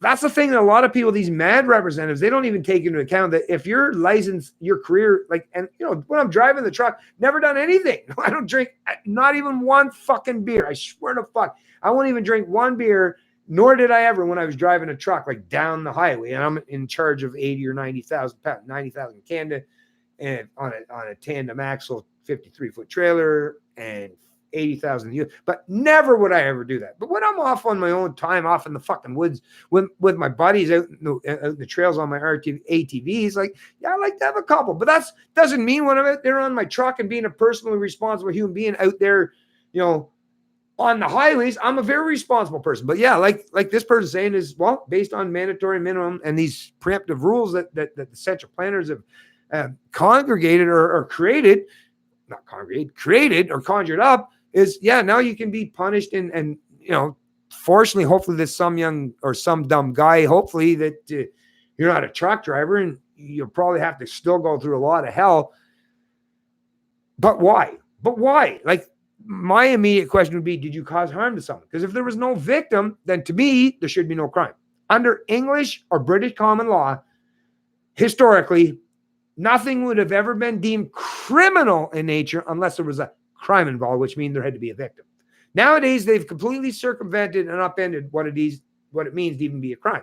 You know, there's civil things that you can do, right? Like things that you could be fined for, and even some of those I would disagree with. But once again, but as far as something to be deemed a criminal act, historically under English common law, all the way back to English or Magna Carta, is there had to be a victim for it to be a crime. We've got so far beyond what English and British common law represents, or what genuine law should, or genuine justice should represent, that now you can punish people and cause hardship to them, even if they haven't actually caused any harm or hardship to anyone else. What have you done for society by causing hardships to people that haven't caused harm to someone? What kind of message do you think you've sent to some dumb guy by turning him into a criminal, causing them massive financial and economic hardships? And then you've got this whole, like, this, what kind of stereotype you get, the kind of shit that's going to follow you around by sheer fact that you are now a criminal, deemed a criminal. You know, you think then the baggage that comes with that. You're imposing a lot of hardship on people needlessly for nothing other than fucking virtue signaling or sending your message that I'm your authority. You do what I say. God damn it. That's what these fucking people are saying. That's what these authoritarians are saying. Hey, you didn't abide by my mandates. I told you not to drink even one fucking drink. If you drink even one drink or two drink, I'm just going to say, I've written the laws now where now I can deem you as a criminal. And you went ahead and you went against my edicts, even though you haven't actually genuinely committed a crime. But because you went against my political edicts, well, I'm damn well going to deem that a crime. And I'm going to come down with the heavy hand of the authority upon you. That's the world you live in, folks.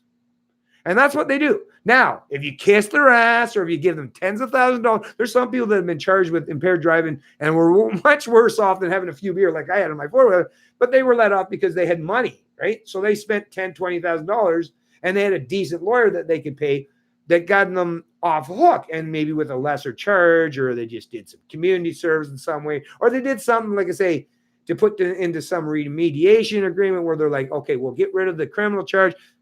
But if you don't have money, or if you're in a jurisdiction in Canada like where I was, like in New Brunswick, where like the worst lawyers, the worst judges, like the lowest of the low in the entire country, basically, is there's nothing you can do. Matter of fact, all the money in the fucking world probably wouldn't have helped me, although I didn't have the money to help me. I literally had to deal with it under my own fruition, had to go through a lot of hell. And like I say, I don't even want to deal with my own personal situation, but that was hell on its own. But they could do it just by sheer fact that the political edicts is what mattered. And all the people along that process are so indoctrinated in the state being their ultimate authority nowadays. It's like they'll reject all the common sense and the logic and the reason that I espouse by sheer fact. It's like, yeah, but you went against what the political master said you weren't allowed to do. That's all I've ever heard throughout the entire process. Even the appeal process is, well, yeah, sure, you didn't cause any harm, no one, and sure, you're a good guy, and sure, yeah, your license is your livelihood, and sure, this is going to screw you up, but hey, yeah, they wrote this thing, and you didn't dot your I and cross your T, and you know what? Now your life should be fucked up. How do you think I'm going to respond and react to people that want to treat me in that manner, right? Yeah. Hasn't worked out so well for them. And like I say, as time goes on, they're going to realize it's not going to work out for anyone's society to continually play these stupid fucking authoritarianism games. It's not beneficial to anyone to just use force for the sake of using force, just to make you feel better because you have the ability to do so. Anyways, yeah, I got to probably soon start tying this up, folks. You know, I ramble. I do. Same here. I thought it was my computer. Oh, what's going on? Audio breaking up? What? Is there audio breaking up here? Oh, shit. What's going on? No, should be good. That looks good. No, everything looks good here on my end. So sorry, folks, if you're having any issues there on the audio portion. Seems like a couple too. I don't judge you on that, sir. Oh, thank you, Daniel Grant. See where I thought. Okay, somebody loves me. Hey, somebody loves you. Trust me. If you're a reasonable person, there's going to be somebody that loves you. You'd have to be a pretty terrible person, I would imagine. It's time for the boomer revolt. The authoritarians won't let us drive drunk. What? That's a weird thing to say. Trudeau is a groper, and it seems not have hurt him. Roll back. Why are most of the parties leaving the nominations to the last minute this year? Whit will drop a listen. I don't think they necessarily are. It's just there's a lot of people that don't want to run for a lot of these parties. And I can't say I blame them.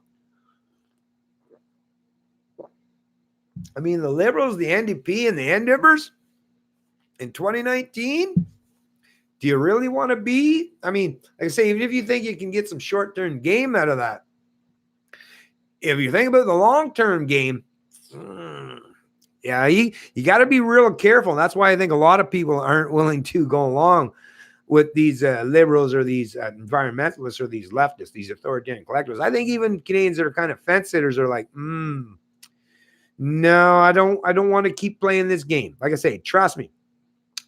The liberals aren't going to have that kind of, think about it.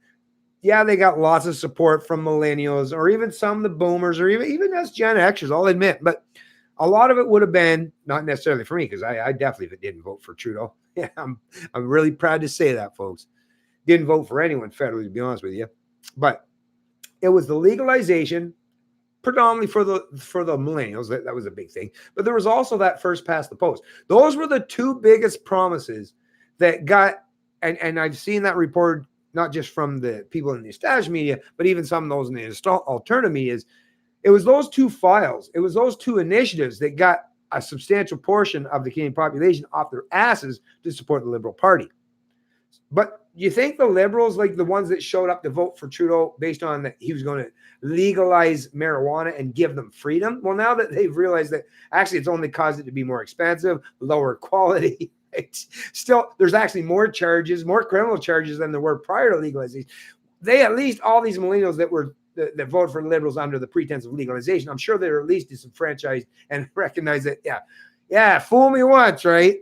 And even those that were duped into believing that Trudeau was going to eliminate the first past the post election system in this Canada. A lot of people that supported him that would have been conservatives or NDippers or independents or non-voters, they were like, give me the chance to be able to support, a fringe party or a party that is more representative of my views, right? That's what first past the post doesn't represent people's views that would be not part of the majority.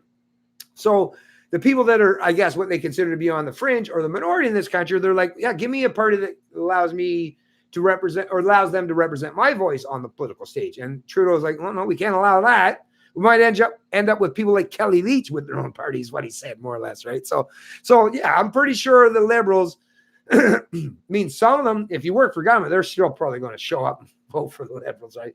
But a lot of these young people or a lot of these disenfranchised independents or some of the boomers even that support the Liberals, you think they're going to be emboldened or want to step up and vote for the federal Liberals again? No. At the very least, what we can hope for, if they're not willing to at least go against and vote for a different party and maybe support the PPC, I mean, even if they're not willing to do that, well, at the very least, stay the fuck at home what you normally do, right? And I expect a lot of them will do exactly that. It's like, yeah, I'm not a huge fan of the PPC because I've heard the media tell me that, they're just whatever, right? Or, I've never been a conservative, so I'm never going to vote conservative. And yeah, I'm not a big fan of social. So those, like that portion of the Canadian populace, I'm sure a lot of them be like, well, I guess I'll just go back and watch how it all plays out and sit this one out. And if they do that, then we definitely have a much better chance. And that's actually, like I say, the disenfranchised people, don't hate on them. Because when people say, you got to get out and vote. No, I don't necessarily agree with that. As a matter of fact, if you don't have a proper choice that you can solidify your support for, then yeah, don't vote. This whole pretense that we should all just vote for what? For what? Or the pretense that it should be mandatory to vote? Well, no, I don't believe that's the thing. What about those of us, and there's like I say, 30% of the population in Canada that don't believe in picking masters or rulers because they don't believe in masters rules. And I'm one of them. I still don't, but I'm like I say, I'm willing to say that I'll play the game because everyone else is playing the game. I'll play the game and I'll figure out a way to do a better job at playing the game. And I'm not a fan of the game. I've said this first and foremost, but I'll be more principled. I'll play the game to a much better, higher standard of morals and ethics and principled position. But once again, it's still a fucking game at the end of the day. And a lot of people don't like to play that game. There should never be any pretense that you should be able to use the mystical gun in the room, which is what government is, to force people to vote. No, voting should never be mandated. If you have to mandate something, well, it's a bad idea to begin with. Because it means you have to force that on someone. Proper ideas, right? Philosophically principled ideas, you don't have to force or impose them on people. You just give them to them and allow them to work with them through their own mind, through their own intellect. But the minute you try to use force as a means to an end, that's a weird position to take as far as I'm concerned. So, yeah, I'm not saying that these people should be forced to vote. But, hey, like I say, in October, there's going to be a game that's going to play out. It's called the federal elections. And that game's going to unfold, whether we like it or not. You could be a utopian communist, a socialist, or Ancapistanist, right? Or a voluntarist, or even a philosophical libertarian like myself. We can all sit on the sidelines, but even while we're sitting on the sidelines, even if it's a majority or minority of the population, even if there's only 1 million Canadians, let's say 30, okay, the adult population, let's say it's at 27 million now. If 26 million don't vote, well, the 1 million that still votes, they're still going to have the ability to have the pretense of authority over you, because that's the thing. Under a democratic process, it's the majority of those who vote, not the majority of the population, right? It's the majority who vote. So the majority who votes, that's going to be broken down to particular parties, and those people are still going to be able to run rickshot over the rest of you 26 million Canadians. So even though you're like, I'm going to take the principal position, which is usually what I take, is like, well, I'm sitting on the sidelines. Yep. I'm not participating. This is fucking bullshit. I don't believe in picking. And that's normally what I do, but they're still going to do it. Like I say, that's the reality we all got to function under. And I don't know, I don't know how to work through that myself. I wish I could tell those 26 million Canadians, can you stop trying to enforce or impose your ideas and your mandates and edicts on me, or supporting your political masters that are trying to do such? But they're not. Right? Or sorry, the 26 that we're going to say, but I guess the million, is what I was trying to refer to. But like I say, whether it's 1 million or the full 26 or 27 million, they're all going to choose, or a portion of them, they're going to choose to impose a political party on you. I'm saying that I'm not a big fan of picking the lesser of evils, and I won't pick the lesser of evils. So if a party actually steps up and says that we're going to play these games, but I'm telling you that I'm not a fan of the game, like Maxime's saying, but we're going to actually greatly reduce and restrict the ability to be able to impose our mandates, our edicts, and will on you. If someone's going to at least restrict or limit the size and scope of government, or that kind of top-down authoritarianism, I can't help but saying I got to support them, and only if they're a viable option. Like, I'm a fan of the Libertarian Party of Canada. Me and Tim, we get along great. We have historically. I at least hope we still do today, even though we haven't had a conversation in a while. But the only reason why I'm not supporting or promoting the Libertarian Party of Canada is they don't have any possible chance. When's the last time you've even heard that exist? When's the last time you've seen even CBC or CTV, Global News, or the Globe and Mail, or any of these established media hacks even reference? Most Canadians don't even understand exist. So as much as I would love to support Tim Moen and the Libertarian Party of Canada, it's most Canadians don't even know he exists. So what good? I can show how principled I am by voting for Tim, but at the same time, it's I'm only virtue signaling in an echo chamber. It hasn't really done anything to affect society at all, has it?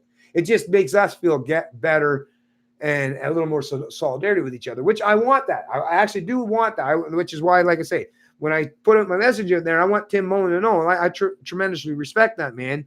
And I'm glad that the Libertarian Party of Canada does exist, because once again, if the PBC doesn't do what it's got to do or something, we do have another option. But like I say, I don't know how far out in the future that's going to be before enough Canadians are on board or even understand that we do have that as a viable option. But I do know, and I do recognize, and I do acknowledge that there are a substantial portion of the population of Canada that do know that the PPC exists, because Maxime was a candidate in the PPC or in the Conservative Party, and he ran for the leadership position and almost won it. So he has all that name recognition. The establishment media, as you see, will cover him, right? So it's to me, this seemed like if you're a betting man and you're like, if you're going to delve into politics, this seems like, if you're a betting man, this seems to be a good place to place your dollars or your sense, your common sense, and say, this is a good bet going forward. And it's at least a good way to challenge the status quo and the rule of establishment. And that's why I've jumped on board to become not just a founding member and supporter of the PPC, but now ultimately, if need be, and if I'm accepted as a candidate, I will run as a candidate for the PPC. And why? Because at the end of the day, I got to be pragmatic, and I'm going to try to do what I think is right. Not what I think is mystical or in the realm of idealism, because I still hold those ideals. There's lots of great ideals I hold near and dear to my heart, mind, and soul.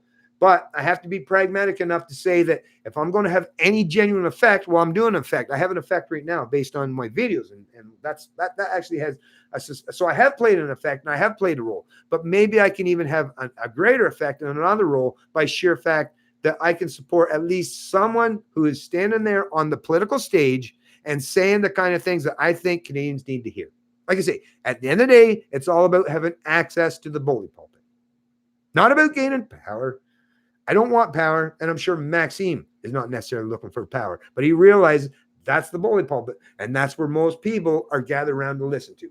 You know, they're not gathered around the Libertarian Party of Canada, right, headquarters.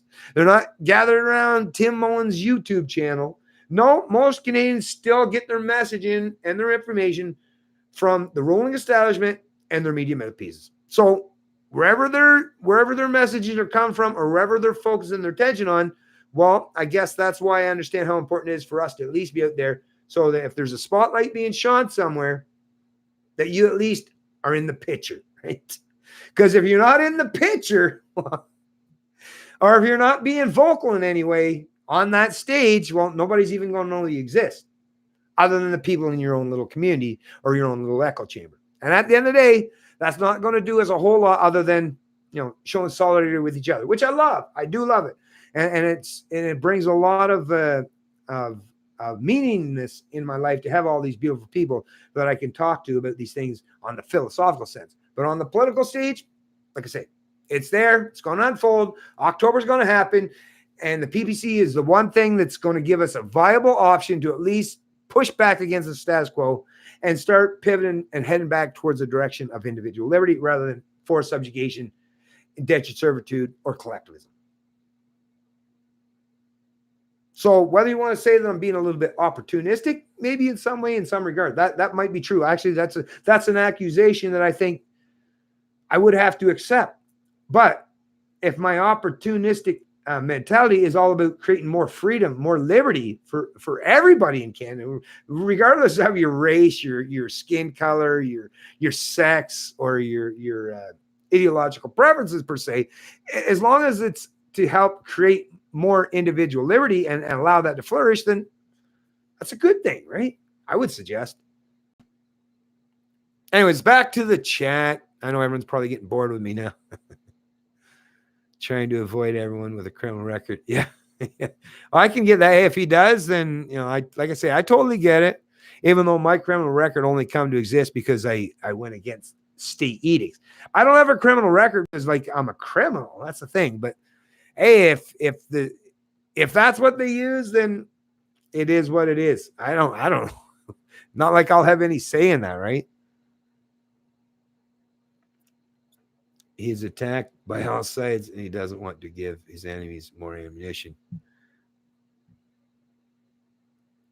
I would presume in the case of Max and PPC, it's more about if you have any terrorist convictions, firearms, or physical abuse convictions, dude. I really don't think a DUI would be.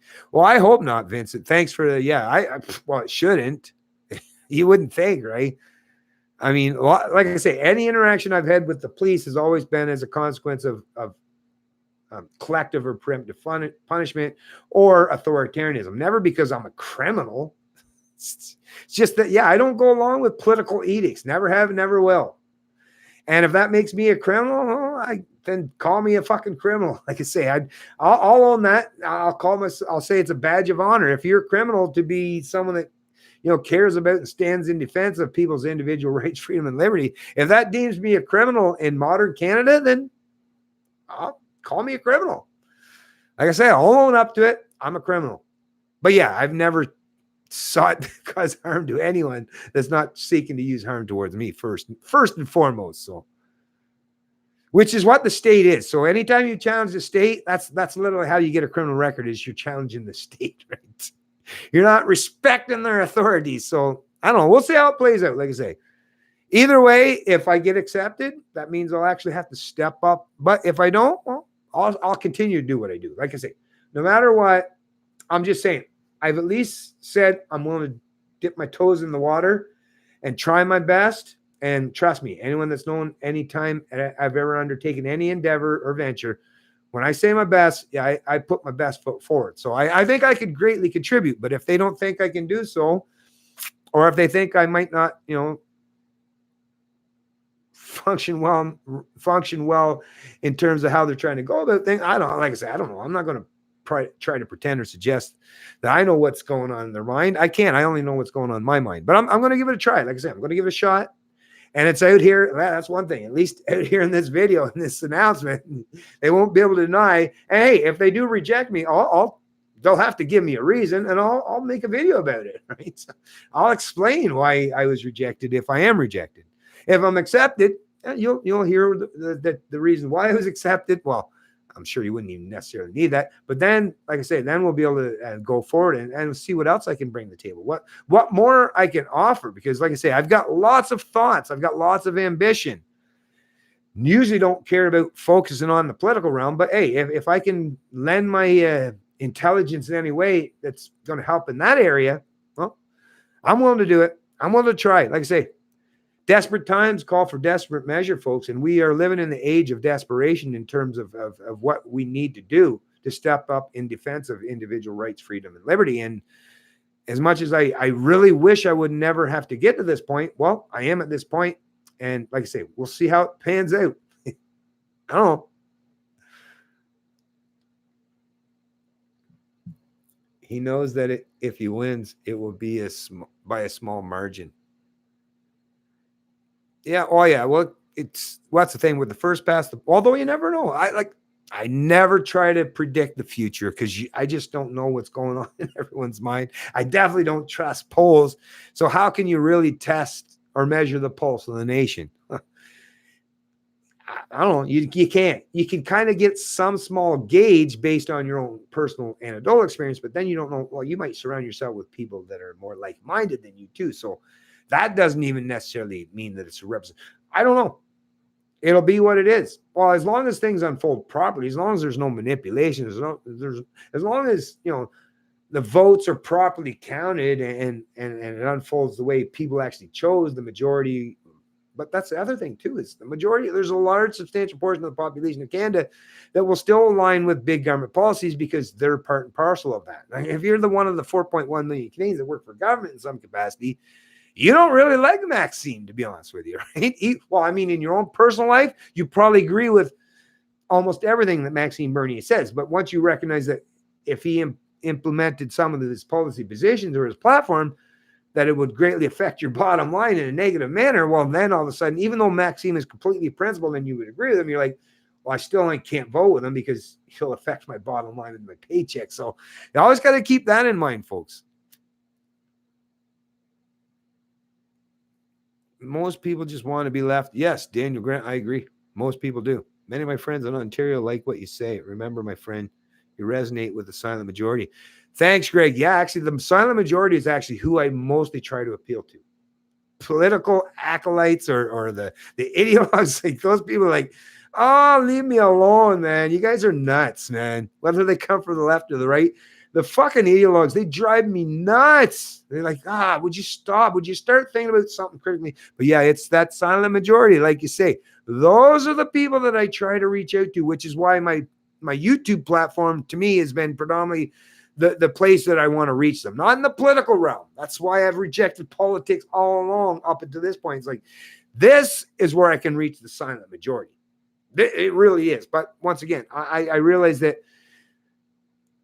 there's a substantial portion of the silent majority, because whether it's, the YouTube algorithms, I can't even get my voice out to the silent majority anymore. Right? Look, my views don't get, I used to be able to get 40,000+ views on my videos. Not every video, but like enough that was like, yeah, it would happen periodically. Now, I don't know, 3,000 at best, 3,500, 1,000. But my views and my subscriber count, my growth, something is hindering and affect that. So it's like, I don't know, I got to find some other way to propagate my message. I could stand out in the street corner. That could help me too. And actually, you know what? That is another potential thing. Actually, I've got a few other ideas that I might try to use going forward in the future, right? Because that's the other thing. I also recognize that people are like, well, we don't just all, I've heard other people say, well, we don't all just want to see and hear you sit behind your desk. I'll do walks, and like there's lots of potential things that I can do in the future and some ventures that I'm looking where I can offer, even putting this into real world practice as far as like actual, not just philosophical undertakings, but even physical undertakings where I show people like, this is how you do something where you don't need to use government force. I've done that so many times in personal life. It's like, damn, I wish I had someone record that. And then I could have been able to upload that as a video. See how you didn't need government? You just use, like I say, interaction, engagement, contracts, verbal or social agreements, or like I say, even economic. There's lots of ways that we can interact and engage with each other without using government and hold each other to account in some way. And I've done that in my own personal life. And like I say, I'll try to expand on that as I go forward. So I predominantly will still keep my social media presence. That's the other thing too. I got to hear back from Maxime and the PPC if I'm going to do this. Is can I still do what I'm doing? Because if I have to stop doing what I'm doing, although I've seen a lot of the people like Kelly and Mark and a few of the other candidates for the PPC, they're still putting out their YouTube videos. So as long as I can still continue to do what I'm doing, like I say, I'm just dipping my toes in the water and seeing how this is going to play out. I don't even know if I'm going to become a candidate as of yet. I'm just saying I'm willing to dip my toes in the water, go into the nomination process and see how that plays out. And then just go from there.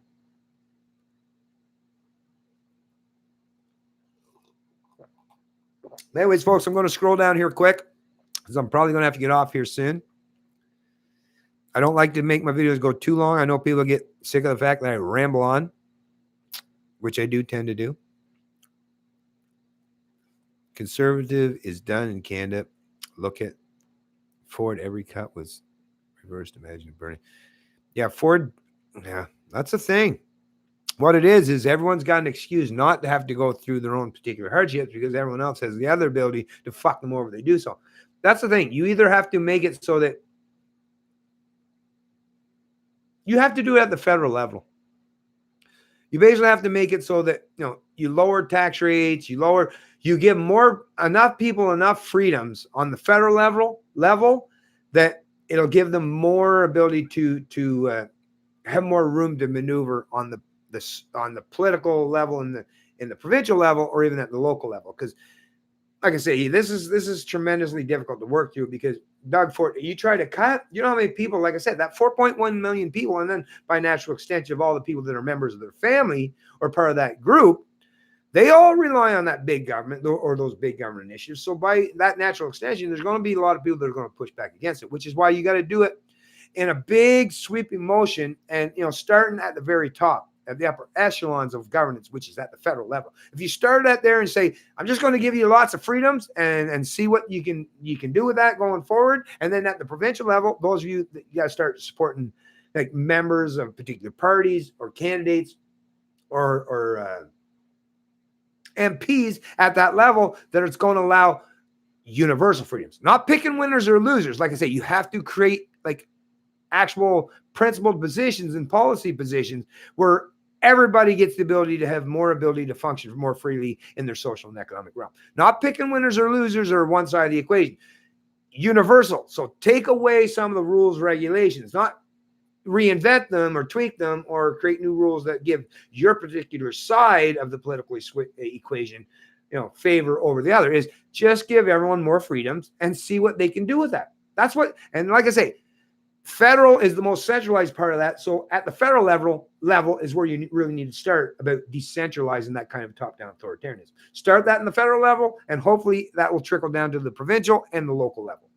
Because the more freedom you give people, like I say, that's the best thing that's going to help adapt and adopt us to being more congruent with respecting each other's sovereignty and our individuality, and having a more fundamental aspect or basis of free market interactions and engagements, whether it's on the social or economic realm, is to give just more freedom, give people more freedom, allow them to function. And like I say, allow them to create their own method to interact and engage with people, and then allow the market to allow them to sway back and forth based on personal preference or opinions. Because I think most people will choose freedom. There's a small subsect of the population that like their top-down authoritarianism, but those are people that just are in the positions in their life where like they don't feel that they can function in a free market environment. But I think most of us realize that we can function in a free market environment, whether we're at the top, at the bottom, or anywhere in between. We have the ability to have mobility within that. So let's function in that free market environment that allows for that kind of mobility. Whereas top-down authoritarianism completely destroys mobility entirely. It means that you're stuck in place. You're part of the status quo now. You're part of the establishment, and you're never going to get anywhere outside of what the hell the box they placed you in. And I think like free people will create a much better and not just freer society, but a much healthier society than those who are functioning in the realm of where you just got to pick winners or losers, and I'll just sell and sacrifice my principles, my own internal goals, my own reasoning, my own logic for the sake of being part of a collective, right? That's that race to the bottom that I think Canadians are really getting sick and tired of. I know I am anyways. And I think more and more of you people that are in this chat and more Canadians are like, yeah, I don't want to play in this race to the bottom. Let's try going the other way for once, or at least for the next foreseeable future, because it's been a long time. Renata Ford has 3 DUIs. You're good to go. Yeah, that's true. Yeah. That's funny. Yeah. Because if she has 3, I never even thought about that, but yeah, Renata Ford. So yeah, I should be right. You would think should be okay there. Cool. Hey, thanks for pointing that out. Point far, because actually I wasn't really thinking about that. It would offend someone because someone came up with a photo of her throating a beer bottle. I don't know what that is, but I've been thinking the same thing. I'm driven to become a candidate, but I'm slightly on the fence. I hear you, Vincent. Man, delving into politics is not an easy choice, man. It's rough. I'm not, like I say, I shouldn't be saying this even in this video, but I guess people I do this because I think people prefer me to think out loud on the fly rather than hide this stuff. Right? I'd rather, my internal dialogue, or monologue, I should say, should never be dialogue, because that means monologue. But I'm literally just thinking about this stuff out loud. And it's like, I still think it's worthwhile at this particular time. And if, like I say, if I do it, if there's one thing I will say, if I do choose to do this, I won't do it half-assed. So whether you're a member of the PPC or a supporter or a candidate or part of the PPC headquarters or Maxime himself, if I do become a candidate, if one thing you can rely on is I'll put 110% into my efforts. I won't try to skirt my responsibilities, and I'll do it. But that's where I'll have to, like I say, I'll have to hear how that all plays out. Then once I hear it all plays out, like I say, if I can still be me and be a candidate for the PPC and still be me, then I'm okay with that, because then I still have a good, healthy psychology, some healthy self-esteem, and I won't feel like I'm selling my soul or my principles to anyone, right? So that like I say, how this is going to unfold will be completely conducive with how this interaction goes between me and the PPC and what the requirements are for me to even become a candidate. But like I say, if they do allow me to do so, and I can still say what I've got to say and be me, then damn it, I'm going to be in the political realm. Wow. But wait till, that's the other thing though. Wait till the media someday has to actually cover me and put a microphone in front of my face. That should prove to be pretty interesting, folks. I'll have to work on that to, well, of course, I'll keep my composure, but I'll still be very much animated, because, yeah, I won't allow anyone to play games, and you won't hear any political talking points. I'll say what's on my mind. And whether they like it or not, well, you're going to get what you get. With me, at the very least, you can love me, you can like me, you can hate me, you can loathe me, but you're going to get what you're going to get. At the very least, that's one thing I can promise you is you're going to get what you're going to get. I'm not going to hide who I am. I'm not going to pretend to be anything other than what I am. And I think that's probably a good thing, actually, because in politics, that's actually seemed to be the exact opposite. Is you just create this false fictional character based on something that you want to build up that is not actually a genuine representation of you. Me, because I don't come from a political background and I'm all about philosophy and who I am and just recognizing and acknowledging my own internal biases and what the kind of principles I hold in my head, they will flow more seamlessly and more smoothly with something like what the People's Party of Canada is. So, like I said, I won't feel like I'm having to sacrifice myself in any way as long as I can still speak about the kind of issues that I want to speak about on my YouTube channel, while still at the same time, when I'm in the political realm, function on the realm of politics. I get it. And once you're in the realm of politics, you have to function under the rules of the political realm. And I'll follow the rules. But then again, when I'm stepping outside of that, when I'm talking, because I have freedom of speech, and when I'm using my videos or when I'm having my conversation or dialogue with other people, then I can speak as freely as I want to be. So if we can do that, and if I have the ability to do that, then I'll be able to do it with peace of mind and not feel like I'm sacrificing any of my principles for doing so. And you know what? Maxime has done a great job in what he's been saying, what he's been espousing, and what his party position and platform stands for, so that I don't feel like I have to sacrifice much. A little bit, but I don't think I have to sacrifice or give much of what I stand for to become a candidate for the PPC, which speaks a lot. Like I say, because I do recognize that I'm still delving in the political realm. So that's already a sacrifice of some of my principles, but at the very least, it's minimal in nature under the PPC, under the leadership of Maxime Bernier, because Maxime and all those representatives of the PPC are very much in line with the kind of things that I hold near and dear to not just my mind, heart, and soul, but all the philosophical principles that I think are not just morally and ethically correct, but even legally and justly correct. And I think most Canadians, if you hear that, you understand that this is the place to be. If you want Canada to be the prosperous nation going forward that you hope it to be, and not just economically, but I mean it prosper in terms of freedom, because freedom has to prosper as well. Economics is good, but you have to have freedom to prosper. Actually, freedom is a needed, necessary, and a necessity for that kind of economic freedom to flourish. So if we can create some kind of semblance of freedom in this political atmosphere in Canada, then, like I say, we'll be in a much better position to make that a reality, whether we're doing it on the social realm, in the social media sphere, or even out there, like I say, using the bully pulpit or the big stage and promoting our principles or our positions in terms of politics. So we can make this happen. It's just a matter of how it's going to unfold, whether I'm going to be allowed.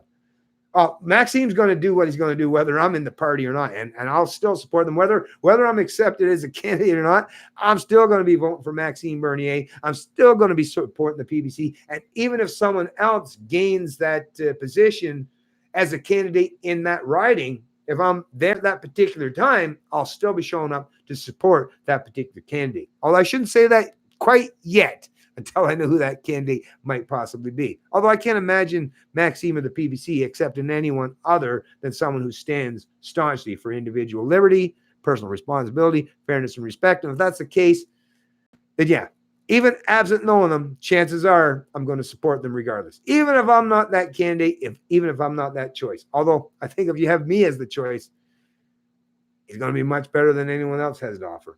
I don't know. I've seen a lot of people out there, but I haven't seen too many Canadians that have actually been up to speed, on par, as far as not just explaining, but promoting what individual freedom and liberty even entails. There's a few of us out there, and I'll give respect where respect is due, and I'll give credit where it's due. But I think I've been a pretty good leader as far as, promoting these kind of values and principles that, once again, I think is part and parcel of the PPC platform. So if I can't be a voice or representative of the PPC, I don't know, it might send a bit of a weird message at that point. But I'm not going to play that game because, like I said, that's like me basically being a little bit self-defeatist here. You see how that is? I'm even trying to convince myself already that I'm not going to be accepted. Why? Because trust me, even in my own mind, I'm probably kind of, this is me thinking out loud. Here, want me lay on a couch? No. But Anyways, yeah, I'm going to tie this video up, folks. I'm getting to think out loud a little bit too much. Follow your instincts, young Jedi. Thanks, Linda. Appreciate that. Just tell me you're not a lawyer, please. No fucking, I've never been a lawyer. No, definitely not a lawyer. I was construction. I started working in a lumberyard when I was 15. Worked in lumberyards basically till I was 19, 20-ish or so, around there. Went into a couple different other ventures and stuff in my 20s. Moved back.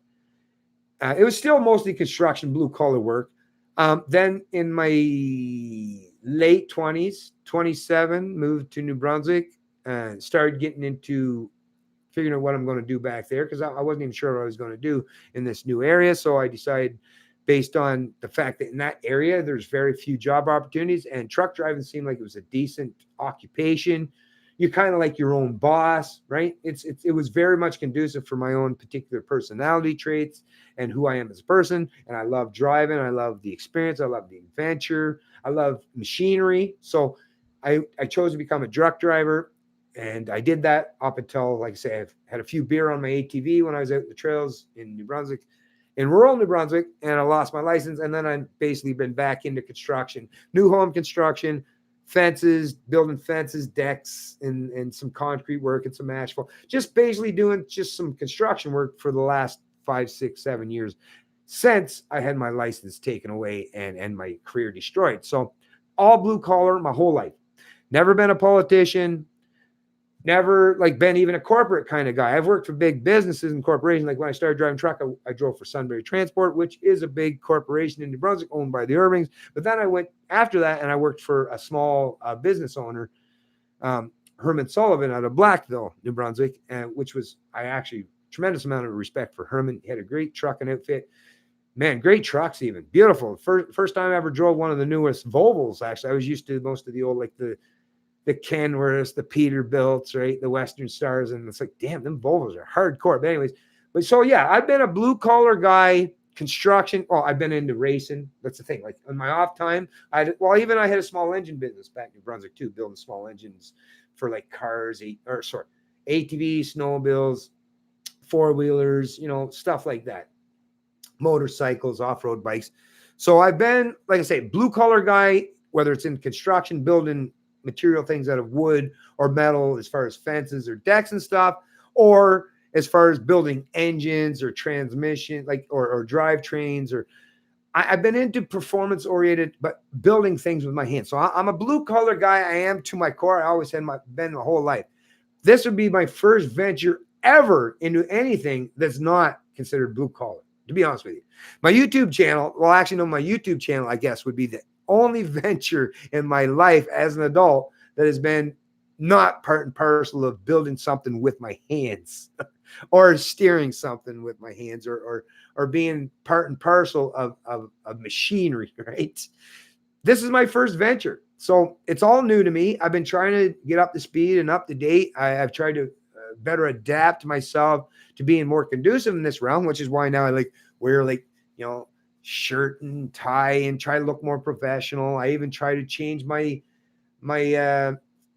vocabulary in some way. I still like to talk like the typical layman, but I have enough intellect that I can use some big words if need be, and I can step out in that white collar world, or like I say, people that are considered economists. I can sit and have conversations in macroeconomics or microeconomics or finances. So I've at least, like I say, I've been spending the last 10, 11 years getting my mind up to speed and up to date so that I'm not just conducive with blue collar activities and just using my physical body.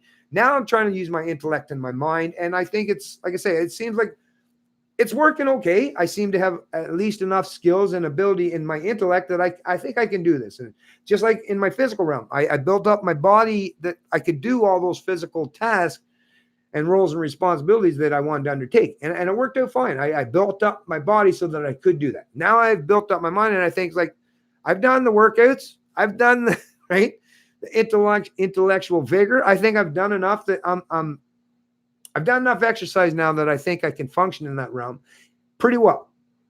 Still going to make mistakes, still a fallible human being, but I think I can function that realm. And not just pretty well, I think well enough because, like I say, I'm so hard on myself It's not like when I say I'm competitive with people, I'm not just competitive with others. I'm very competitive with myself. I want to constantly raise and elevate myself. So I think I've been doing that well enough that I've raised and elevated myself that I'm basically willing to challenge anyone, even in the intellectual realm. I normally be willing to challenge people in the physical realm, well, as long as it's fair, right? Someone that's 3 times my size or 2 times my size and 2 times my potential strength or abilities, that's a little bit unfair. But in the intellectual, I think I'm punching way above my weight these days. So I'm even willing to, like I say, step outside my comfort zone and challenge myself in the intellectual realm rather than just the physical realm, which was easier. The physical realm was actually much easier. Tell you the truth, there are days where it's like, oh, let's just go back to the physical realm, because then you just have to beat your body up and you can leave your mind alone, right?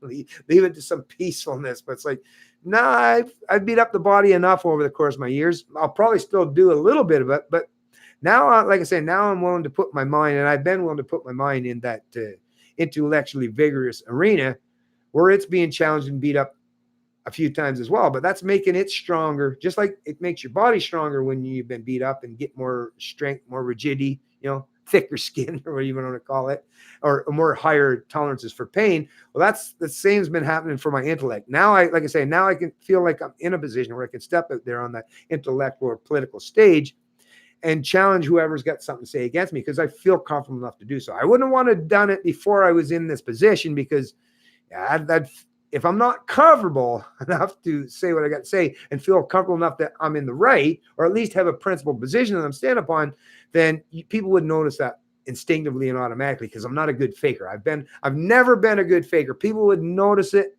instinctively and automatically that this guy's full of shit. But now, like I say, I'm in the realm. I'm in the zone. I know what I stand for. I have a good philosophical underpinning and understanding as far as my principles. And yeah, I'm willing to step out there on that big stage and allow anyone to challenge me and push back against my positions, whether they're political or philosophical, or if they have to do with morals and ethics. Challenge me. I'm more than willing to allow anyone to do so.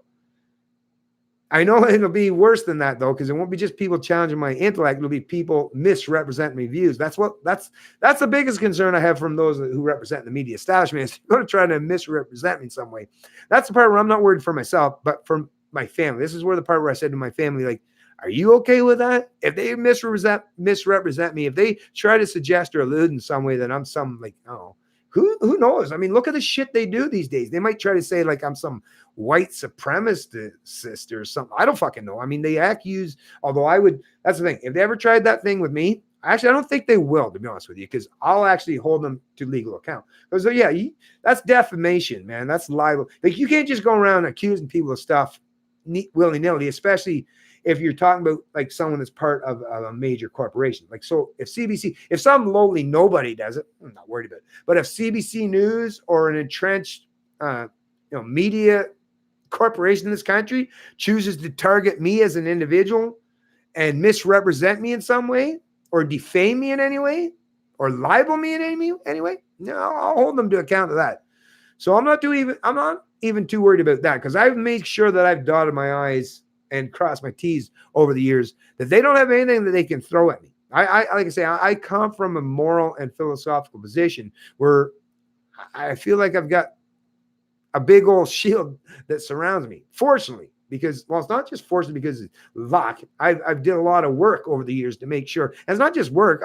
That's just me by natural extension. I think that's most of us by natural extension. Just leave me the hell alone, and I won't bother you. And because I'm that kind of person, nobody can say that I have any authoritarian streak, or that like I'm racist or bigoted or like homophobic. Like, put it this way, all the stuff that they use, that they throw at people that sticks to them, none of that. Like, I actually, that's the thing on the political realm. I'm like the Teflon Don, because I don't think any of that stuff would ever stick to me, because all it would take is anyone that actually knows me to say, well, how do you pull that one off? Anyways, thanks for everyone that showed up to this chat. I really appreciate y'all. I know I've been on a bit of a tangent today, but it's kind of a big thing, right? It's a big deal for me. I wasn't expecting to even get into this stuff. Hey, Mama Bear. Nice to see you. Yeah, actually, I probably missed out on a few peeps. I do have you on FB. I send you a private message. She might be talking to someone else. Let me just check and make sure. Yeah, no, all's good. All right, everyone. Oh, thanks, Trish Farron. We love you, Bennett. I love you folks too. I really do. Listen, I really appreciate all you folks. You have no idea how much I do. And I know sometimes I get a little self-absorbed at time and thinking about things because I'm having my own internal monologue. But listen, I really do. And because I'm a libertarian, everything's more emphasized on individual stuff. So yeah, I'm not as big on the whole collectivist or tribalism or family thing, but trust me, I still like to be part of a group, and I do believe that we are a loosely connected group. That what ties us, what connects us all, isn't forced subjugation, isn't anything based on our color, right? Isn't based on what's between our legs, isn't based upon any superficial acts. What I love about the people that I consider my extended family is the one thing that ties and binds us is the fact that we all care about freedom and liberty, right? Right down to the individual level. That's to me, that's the kind of family, and that's the thing. We don't even have, whether we're alone, whether, like I say, whether we're isolated alone and doing our own things, or we're in tandem with one other person, or in a small group, or a giant group. At the end of the day, what's going to help us all is to have a healthy understanding and respect for each other as individuals. The only thing we should require or demand of each other is that we respect each other enough to not use preemptive force, violence, or theft towards each other. If we can function under those very, very minor finite rules and universal rules that should be adopted and accepted by everyone, as long as we can acknowledge and respect each other on those very, very finite rules, like think about how big of a group or how big of a tribe even can you grow based under those principles. Whereas the identity politics, they're seeing that, look, their group, their tribe, their collective is being shrunken time and time and time again. Why? Because they function from that realm of authoritarian mysticism where they're going to, like I say, they're going to eat their own. Whereas the principles of liberty, the principles of individual liberty, actually that should be expansionary to the point where it adopts and accepts and encapsulates every single one of us, right? That's a message of unity. That's a message of cohesion. That's a message that most people should be able to, like I say, put aside their own petty differences and say, that's what I want to stand for. I want to do things my own way, and I want to get my own personal goals based on my own fruition and what I want to do. But as long as I'm accepting and adopting those finite rules where I don't use preemptive force, violence, or theft towards people, then, like I say, if we can function out of that realm, well, the sky is the limit. And my goodness, there's a lot of people in this world that they will not just reach for the sky, but damn well they'll not just attain it, but then they'll figure out time once they've reached that sky is like, well, let's go further. Let's expand. There's a whole universe out there. Like I say, that's not just a message of unity. That's a message of inspiration and a message of exploration and a message of adventure and meaning in our life. That is something that I think we should all be able to get behind and have some kind of solidarity with each other, because it's a message that all resonates with each and every one of us. Whether we disagree or agree with each other on every single level and every single possible scenario that someone might conjure up or subjective experience, that doesn't matter. What matters most is that we're all traveling down that same path in unison towards some kind of a goal, some kind of ideal. There has to be an ideal. There has to be something that we're all rallied around and gathered behind to fight for, which is why the authoritarian collectivists will lose, because the only thing they're fighting for is to cause hardships or to divide people. That's not much to get behind, right? Good, kind of hard to do that other than the people that are promoters of authoritarianism or denying people their sovereignty. Whereas, like I say, those of us that have the message of liberty, of individual sovereignty, of freedom, of respect, of fairness, of responsibility, that's something that, like I say, no matter where you come from the political spectrum or even from the ideological spectrum, that's something that we can all definitely gather around and get behind, because it's something that we should all seek to accomplish in our own personal lives and our own personal goals. And it's something that we should be propagating and passing on to our future and successive generations as well. Because that's the other thing. We're not just living in the here and now. There's always going to be a future. So let's just lead. So let's not just lead for us and tell ourselves what we should do or each other, but let's lead for the next generation and the successive generations that are coming up behind us. Let's give them something so that they can see where these people did something not just with great strength and unity and solidarity with each other, but they showed with real world example that that is the best platform, the best basis for human coexistence and cooperation, whether you're talking on the small scale in the community or on a large scale in the country. That is the best basis for us to flourish properly going forward, is to respect each other's sovereignty and have enough decency to allow each other to live, to have that live mentality without trying to impose each other on others. That's all it comes down to at the end of the day. And like I say, who doesn't want to adopt that kind of mentality? Authoritarians. And those people, we may never reach them, but they ultimately are still going to be a representation of minority voices. Sure, they got big platforms because they've got a lot of entrenched power, but we got the right ideas and we got the numbers to back us up. So anyways, folks, have a great day. Have a great Sunday. I'll let you know as soon as I hear back from the PPC. I'll keep everyone up to date and up to speed on how this is all playing. I expect, like I say, early this week, probably I'll hear back. So by next weekend, for sure, I'll probably have some more information to update you on in terms of my candidacy or my potential candidacy for the PBC. So everyone have a great Sunday. I really appreciate you all showing up this video. As you can tell, I'm having a hard time even closing this one off. But anyways, everyone have a great day. We'll talk to you soon, or at least next weekend. It's Canadian Libertarian, and I love liberty.